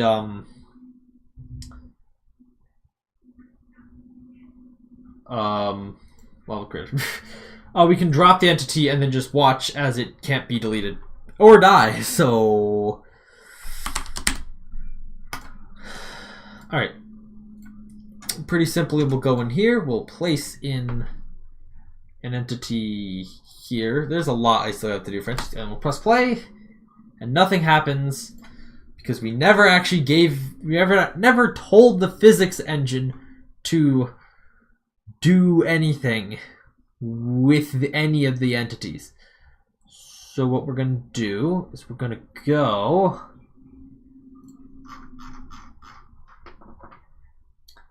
into level collisions. We're going to go down to where the player... Wait. Oh yeah. Going to go down to... It's a little ways down here. Player physics, and we're going to tell it to do more than just physics the player. At the end of all of this stuff, before the logic thread gets monitored, we're going to go loop through stage in, oh, that's stages. I'm going to use enhanced for loops here because I don't foresee any real reason why we're going to need to know what index the particular thing in the loop is. Here we go. I don't think there's... Yeah. So I don't think we're really going to need to know what index the current entity is at. We will probably want to do some checks to make sure it's not colliding with itself when we check for collisions with other entities, because otherwise it will return false, actually. Not that I think about that. There is a bug with my collision algorithm right now. I don't want to rely on it because it is a bug and I might fix it later, where if two hitboxes are exactly the same size and aligned exactly, they will not register as colliding, which is ordinarily not good, but could be useful in this situation if we want an entity to not necessarily collide with itself. But we will need to check that. But anyhow, that's later. For entity in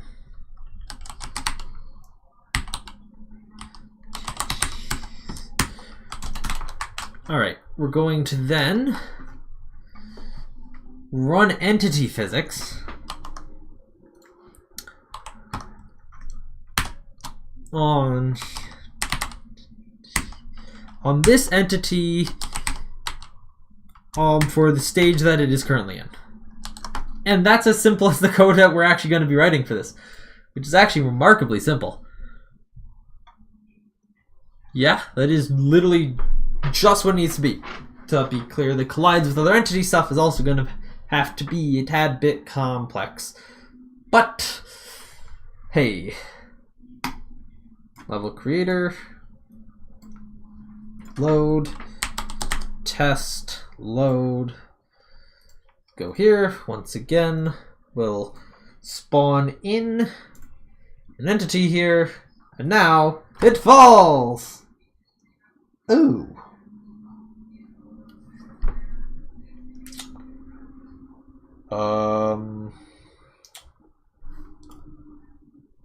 Huh. That's not what I expected. Why did it do that? Wait, did I actually make the hitbox smaller than it should be? Or is it rendering in the wrong place? Hold on. Let's...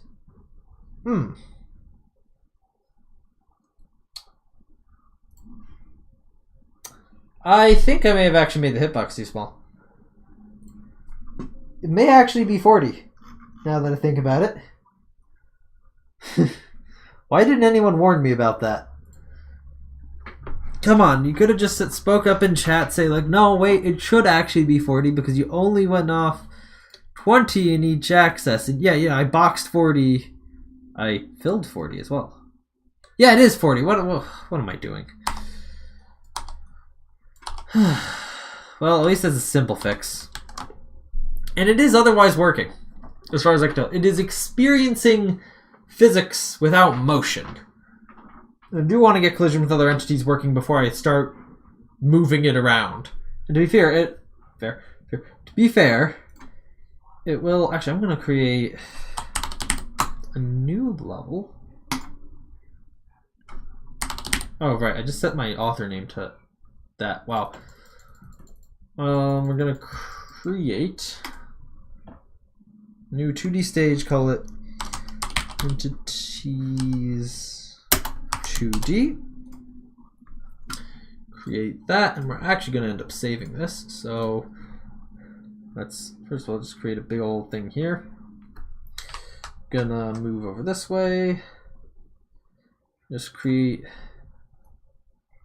bit of a space for the entities to kind of move around in, inside of which we're going to put in a bit of a slope here. I'm going to change the color. Put in another slope. Oh, I only have these in colors right now. We're going to make something else, just assure that it cannot collide with that.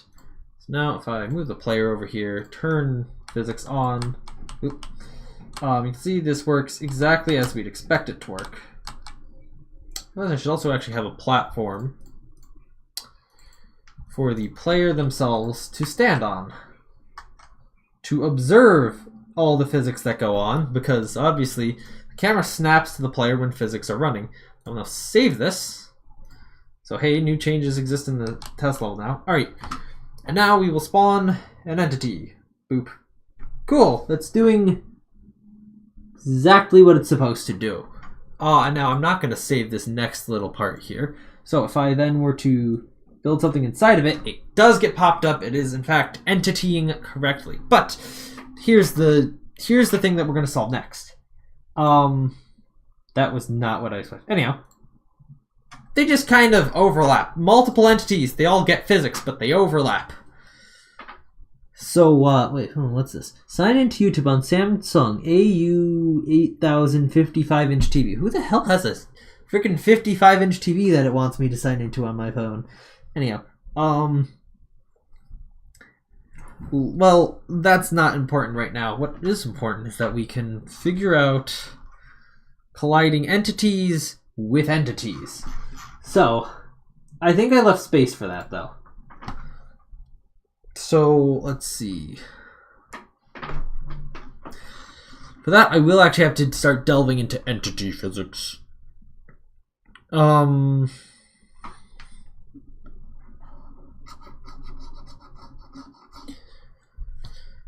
Let's see. Check if it can check if it can climb stairs, and this should all be right. Also, all these comments are quite old now, outdated. When it says player, I should change that to entity. If it's a player, that's player specific. So maybe they won't be able to. No, they should be able to do this.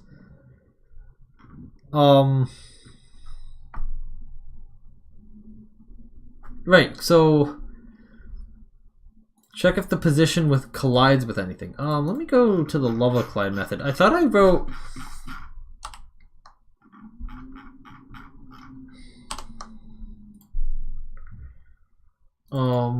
Thought I wrote a comment somewhere about checking if the entity can collide with other entities. Okay, here it is. Yeah, but this is just doing the level collisions with a stage. Well,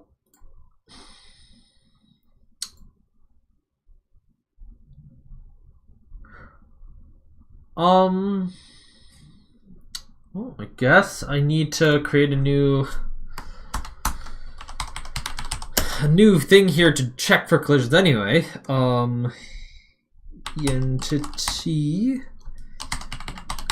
Entity collide.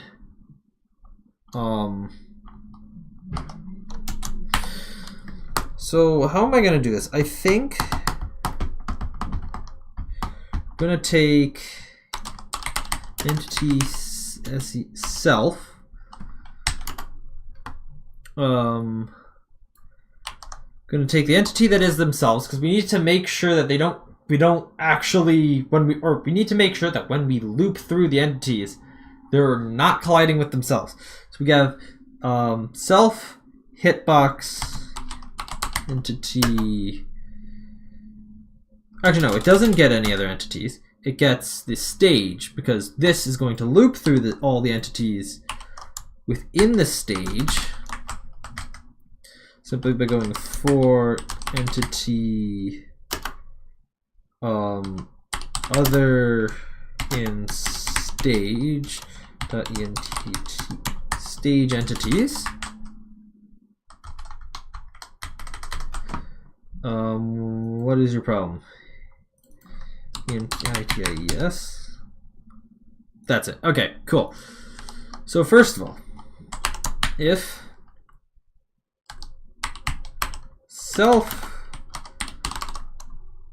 self and other are the same, continue, because OTHER, right. So first of all, if you and the other one are the same thing, don't try to collide with yourself. It will probably be successful, although it might not be, but we don't want to chance that. Second of all, if other okay, it doesn't give me suggestions. I forget what I named this. Collides with entities.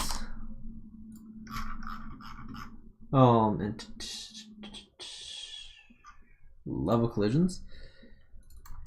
Other dot collides with entities. So if the other one collides with entities, we're assuming that at this point you are also colliding with entities.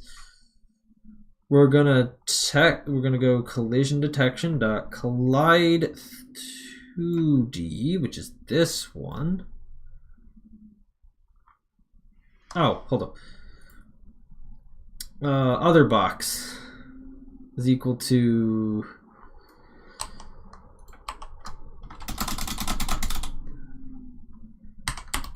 other dot get hit box 2D of 0, 0.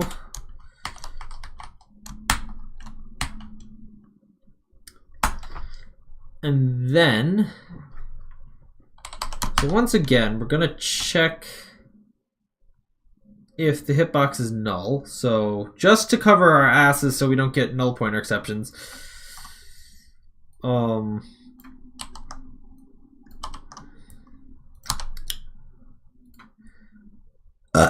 If the has no collider, then if the object has no collider, then go to the next object. Yes. Don't check for collision with self. All right, and then we're going to same thing ish, I guess. All right. And then that is that. All right, so that is that method, and then we will copy this, but switch over to the 3D hitbox instead. So it's going to basically function exactly the same. Just we gotta screw with these parameters a little bit. All right. All right. So in that case, this looks like this is now going to be correct. So we're just going to take this, scroll back up to any physics here. We're going to just do this with simple 2D stuff for now. But then we're going to move it on to also copying to all the 3D stuff. All right, so player physics. There's the kill stuff, which is... All right, not player physics. We need entity physics. Here we go. Okay, entity to set new pos x.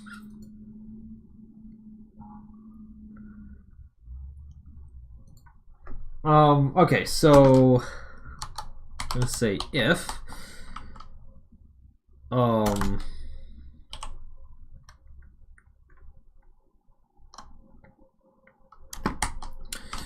so we're gonna, yeah, so that goes down to there. This is gonna complicate things. So it's mostly gonna be copy pasting a lot of stuff though. Entity. First of all, the whole thing. Okay, well, that's not what I meant to do. First thing we're going to do is if we check if it collides with entities. If it does,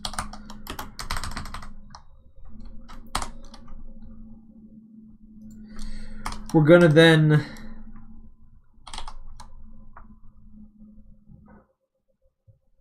how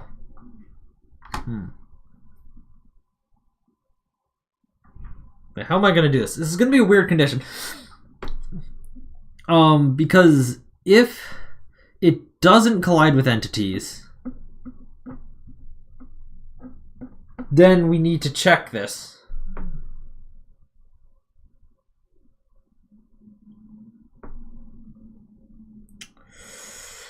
Whatever. Okay, I'm going to do this first. So entity, comma, new pos, comma, stage. What is this?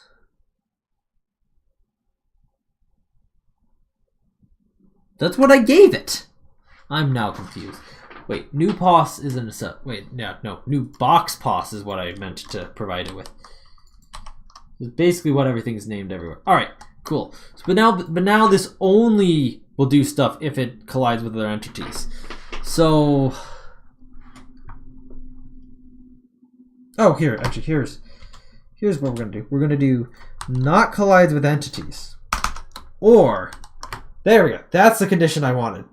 So, if it doesn't collide with entities, then it will always just short circuit this and set the new position. If it does, however, collide with entities, then it will also have to pass the entity collide test.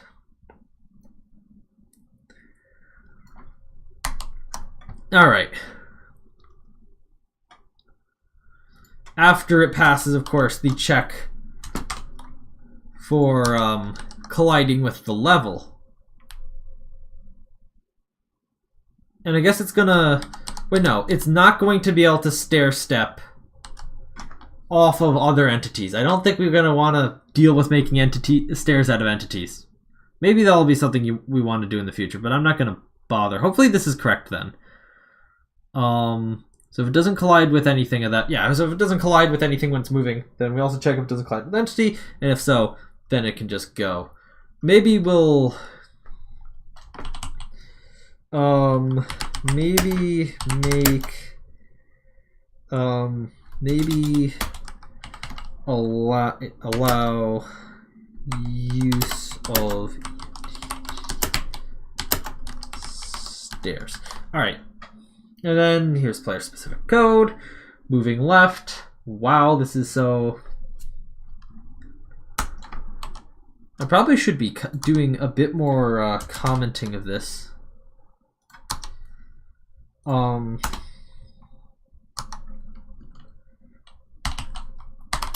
If the entity can collide with other entities, check if it is doing so. Otherwise, continue. So now it's 2 lines that I'm copy pasting in here. All right, more player specific stuff here. Anyhow, here is gravity, and this Where does it check for collision with the ground? Right here. I don't know.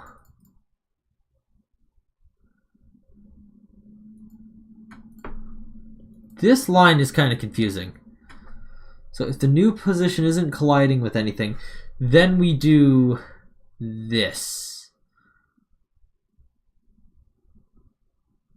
Otherwise, we end up doing that.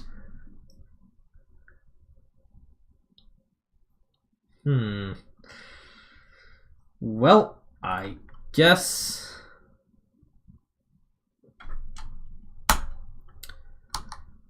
wait. Yeah, I guess we're gonna have to do this. Then. I'm gonna get rid of all this old code here. It's kind of making this section hard to read. It's in the Git history if I really need it for anything.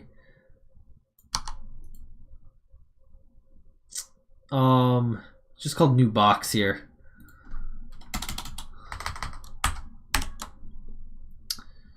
And this else is going to have to be exactly the same as the other else.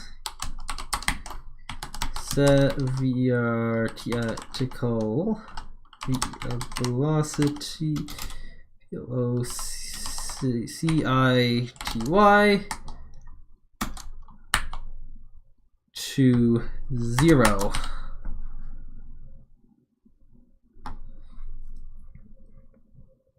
TI. There it is. Yeah, that's it. Okay, cool. And then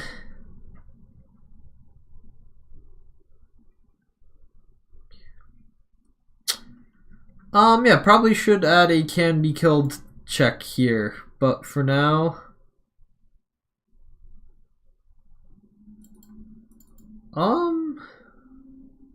oh,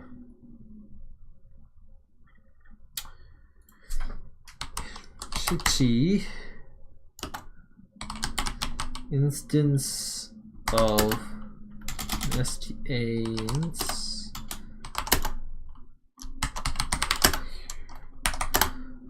okay. Make sure that only happens with the player, because we don't want the player dying if another entity steps on a death plane. That'd be bad. That'd be a death loop as well. Alright, now this here is also important. Oh, actually, no, this one's kind of annoying. Because this could theoretically mean if two entities end up inside of each other at all, they could just go whoop! Just fly off into the sky, but hopefully this will prevent that from ever happening. I don't know if it actually will, but we need to be sure that at least they shouldn't be colliding. All right.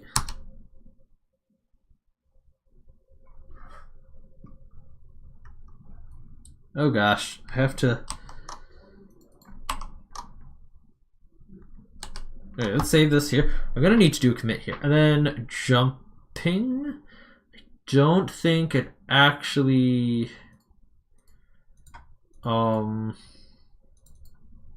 here it is. Check this entity is on the ground. Or... I don't know why I combined those two, but... Ooh, what the hell? Okay. I don't know why I combined those two button presses as I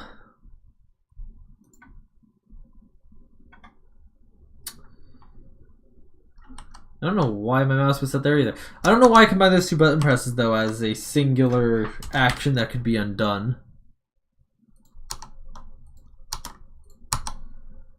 And ground detect.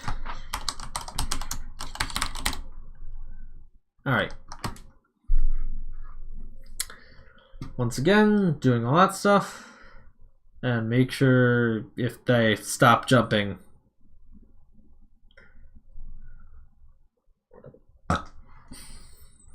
If they stop, yeah, that's fine. Player specific movement for the camera stuff. Okay. That should be all of physics for when we're in 2D. What did I fuck up? Oh. return false.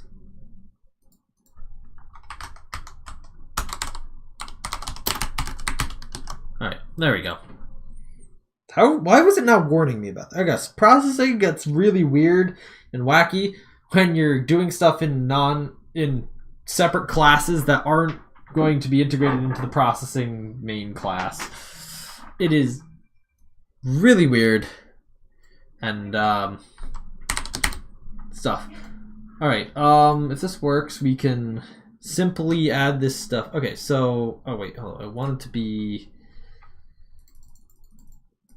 in entities 2D here, because I mean, I guess I could stand there. I'm standing on this platform though, because I want to see why is this entity not falling. Aha, I broke it. Oh,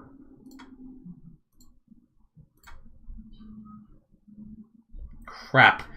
Entity only does physics if colliding with other entity. Shit. I think I know what the issue is. Okay.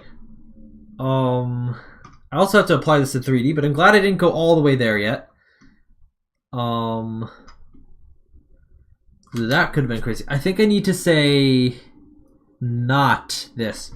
So I'm going to replace this with an exclamation point. Do not ignore case. And replace all. Hopefully this doesn't... oh, I meant to replace all. Duh. Alright. See? Hopefully this didn't break anything. But hopefully this actually works now. That's the goal.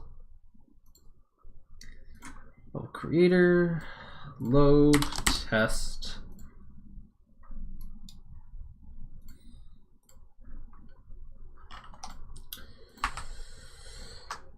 Okay, move the player here, spawn an entity, and run. Okay, cool. It does actually now work properly, where they actually do have physics on their own, but are capable of sitting on top of each other. Ooh. Why are they not moving at all then? That doesn't look right. But I can now play build a thing until they start colliding, in which case they stop moving. Why? Oh, the upwards eject thing. Like if I spawn that in here. Oh no! Oh no! Okay, if they ever do get tied to each other, they just stop with any motion at all. Not what I wanted to happen. I really should add some sort of protection for the entity inside of entity. I'm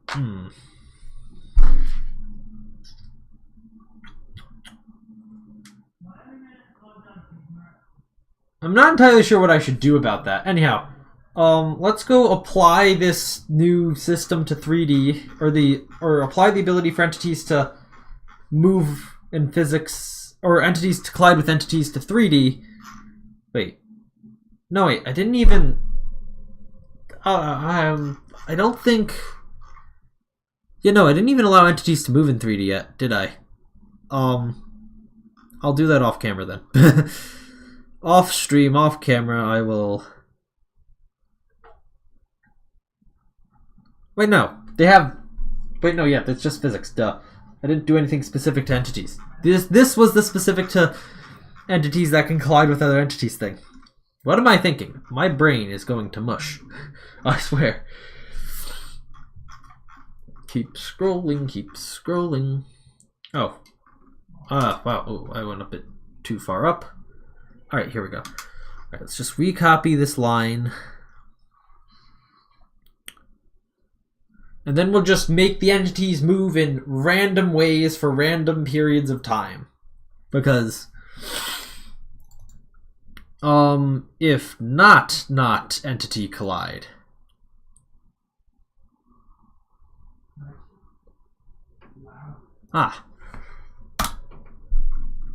Should probably make sure that that was the only place that happened.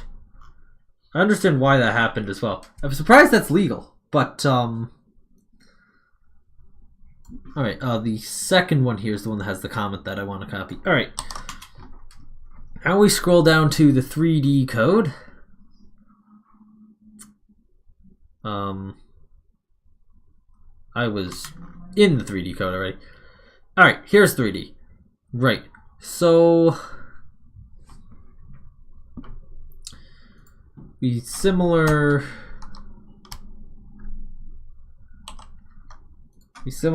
do basically the same thing as I named the variables the same thing. Wonder why I did that. Actually wasn't for this reason, it was just because why not? That works for the name. And most places will generally allow me to copy paste other code that wasn't this between them. Just change the relevant things.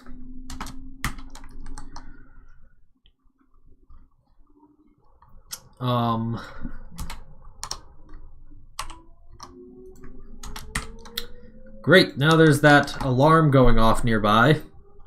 That's not annoying. I mean, I don't know. Can that be? Is that heard on stream? Oh, hold on. Did I just do that 6 times? So it's 1, 2, 3, 4. Wait. So that's right, left, and oh right, it's only 4. Duh. I did that 4 times. Cool. And then gravity again does this weird thing where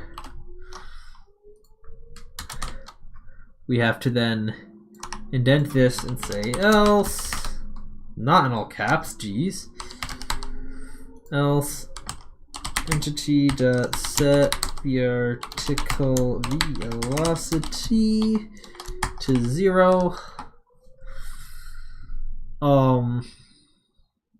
Ground detection and rectification time.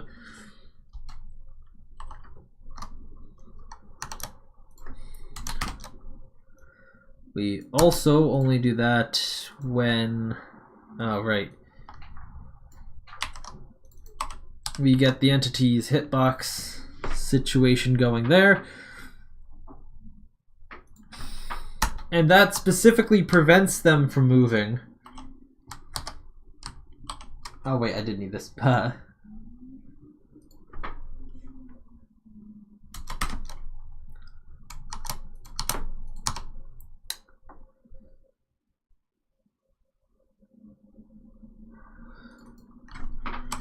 Ground detect.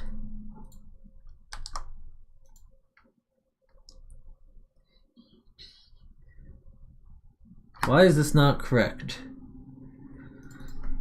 Ground D-E-T-E-T-E-T-E-C-T. Okay, good. Alright, and that's 3D, the whole thing should work now. I'm not going to test that because it's functionally the same. I just know that this has to be re-scrutinized and figure out what the heck do I do there. Anyhow, let's go back to the simple entity now and make it move. I've been live for 2 hours, 7 minutes. So after I get some movement stuff here done, I will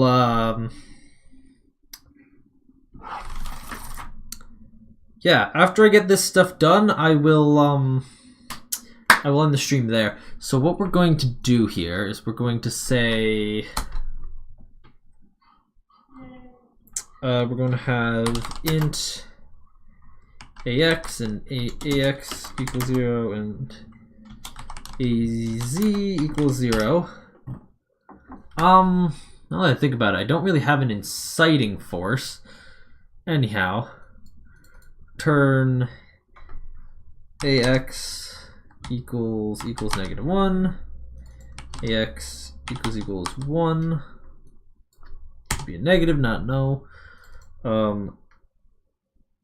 Az equals -1, ac equals 1, and then boolean j equals false, return J.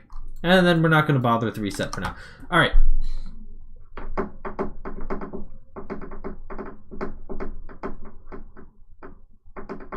Oh, hold up. Hold up. Movement manager M is equal to this. So then we just send out M instead of creating a new one each time. That way we can adjust these. We can adjust these things here so that they, or so that I can use them throughout here. So, at least I assume I can. If not, then, maybe I'll just have the reset function. Oh, actually, no, here, that's a great idea, actually. Remove the publicness of these. Just make reset set AX equal to the integer of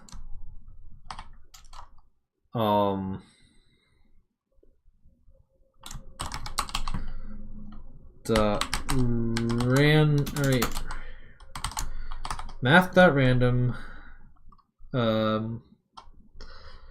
times 3 minus 1. So that, I believe, should give me a value between -1 and 1. So AZ, and then J equals the integer version of math.random times 2 equals 1. Yes. So then we just need to call the reset method on this, on M, every periodically, which I'm probably going to do from the draw method. We're going to create int, let's say to2 equals 0. We're going to say if 2 is equal to 0, then 2 equals, say, 20 frames, so less than a second that it'll move for. And m.reset, and then 2 minus minus. Alright, and this is only in 2D for now, because this is the only sort of ticking I have. Eventually entities will be ticked, but that's well out of scope for today, and we're almost done here, hopefully. So, go level creator, go to test, scroll down, edit entities to D, move the player over here preferably, spawn in a couple entities, and watch them run. Okay, I didn't apparently... Okay, they are now just falling forever, by the way. There is no way for me to get those back. The fact that they just went off the screen, oh my gosh. Okay, I will need to quickly build a little bit more of a containment here. I mean, I guess the player could be inside of it, but I would prefer that to not be the case at the moment. For, you know, reasons or whatever.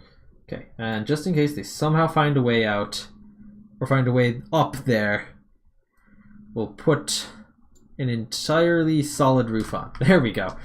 Now this is an area where they shall not escape. So we put one here. I think it can only go in that direction. I don't think it can go in the negative direction.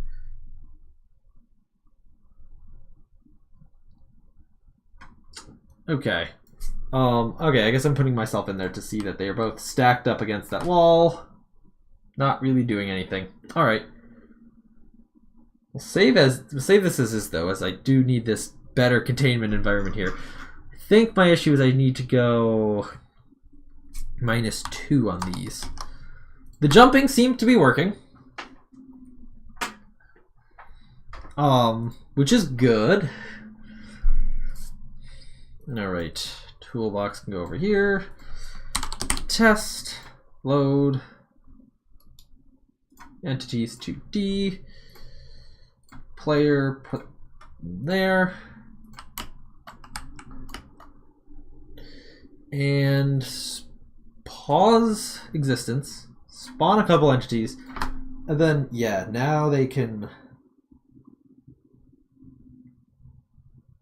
Okay, now they're only going left. What the heck?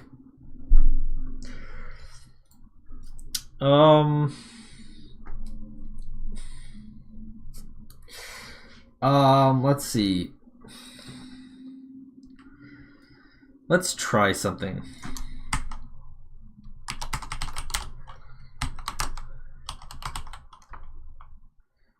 So random -1 to 1. Let's say -1 to 2. Let's try this. This will probably require me to import something here. Okay. This is import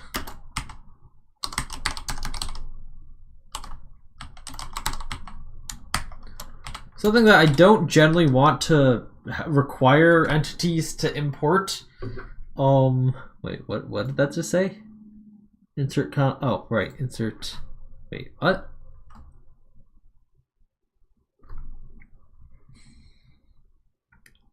What? Oh, no, that makes sense. Totally makes sense. Making a static... Wait, random isn't static? Why? Alright then, I guess that's off the menu.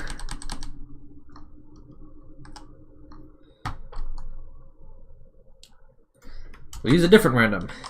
Import java.util.random.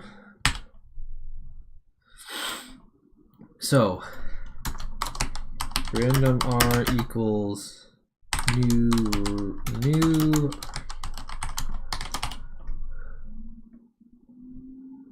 so we say r dot next int between -1 and 2, and this might actually return 2 now that I'm thinking about it. But that will just mean that it's stopped, that it doesn't move side to side for twice as many cycles or something like that. Or it's like half as likely to be moving. Or so it's just as likely to be moving as not moving, instead of like it's more likely to be moving than not moving in the past. Well, I don't know how this shit works, clearly. Okay. Let's start with a singular entity.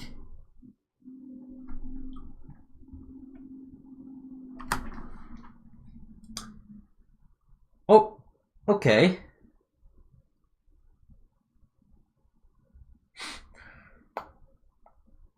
There it is. Okay, so we have an entity jumping around, and now we have another entity. And these things have a complete mind of their own. They're just moving randomly. Did they just collide in midair? No, actually, they have the same clock for, I guess. Ooh, that's a bit glitchy behavior. When they're just on top of each other like that. It's working! Alright, let's add another one for increased variety here. They can play off each other a bit more. Do-do-do-do-do. Beep, beep, beep, beep. I swear, they have very unsatisfying collisions like that. They just stop moving entirely and fall. But to be fair, they do not have any real AI to them. This is entirely random. Ooh, okay. They just got stuck in that corner there. That's not good. How did that even happen? Why is that? Oh, let's just add more entities in here. They're just going to get more and more stuck in the corner, I feel. That means I got to fix that bug, but I'm not doing that. Oh, those guys are now stuck. Oh, no, they're not. I see this guy's like... this might not be visible on YouTube for a lot of reasons, but I see this guy is like 1 pixel into the wall there, which maybe has something to do with it. But I think it's also just glitched into each other. So... let's add a little platform for them to bump around into here. Boing.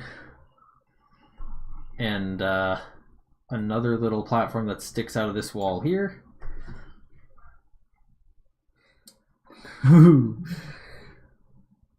It's so fascinating to watch them, considering they are just randomly moving within my crappy little physics engine. Oh, someone got up there. Oh, let's move myself around up here. The players are currently configured to not collide with other entities. Oh, hey. Yeah, I think it's just really unlikely that they ended up colliding together like that. Some weird miracle of my physics engine, I guess. But hey, I made it all myself from scratch, so that's great. And I guess what else is great is that this is the end of the stream. So thank you all for watching. I'm gonna have to say thank you all for watching. Hope you enjoyed. Please make sure to like it. Wait, they just broke. Go figures that slopes are involved, but I really gotta fix this issue and figure out some way to separate them if they get stuck like that. Anyhow, I never said it was perfect, but hey, please be sure to like and subscribe. Check out my game, which is linked in the description, or here's the link as well on screen. Yeah, and I will see you all on the next thing, game, whatever. Bye.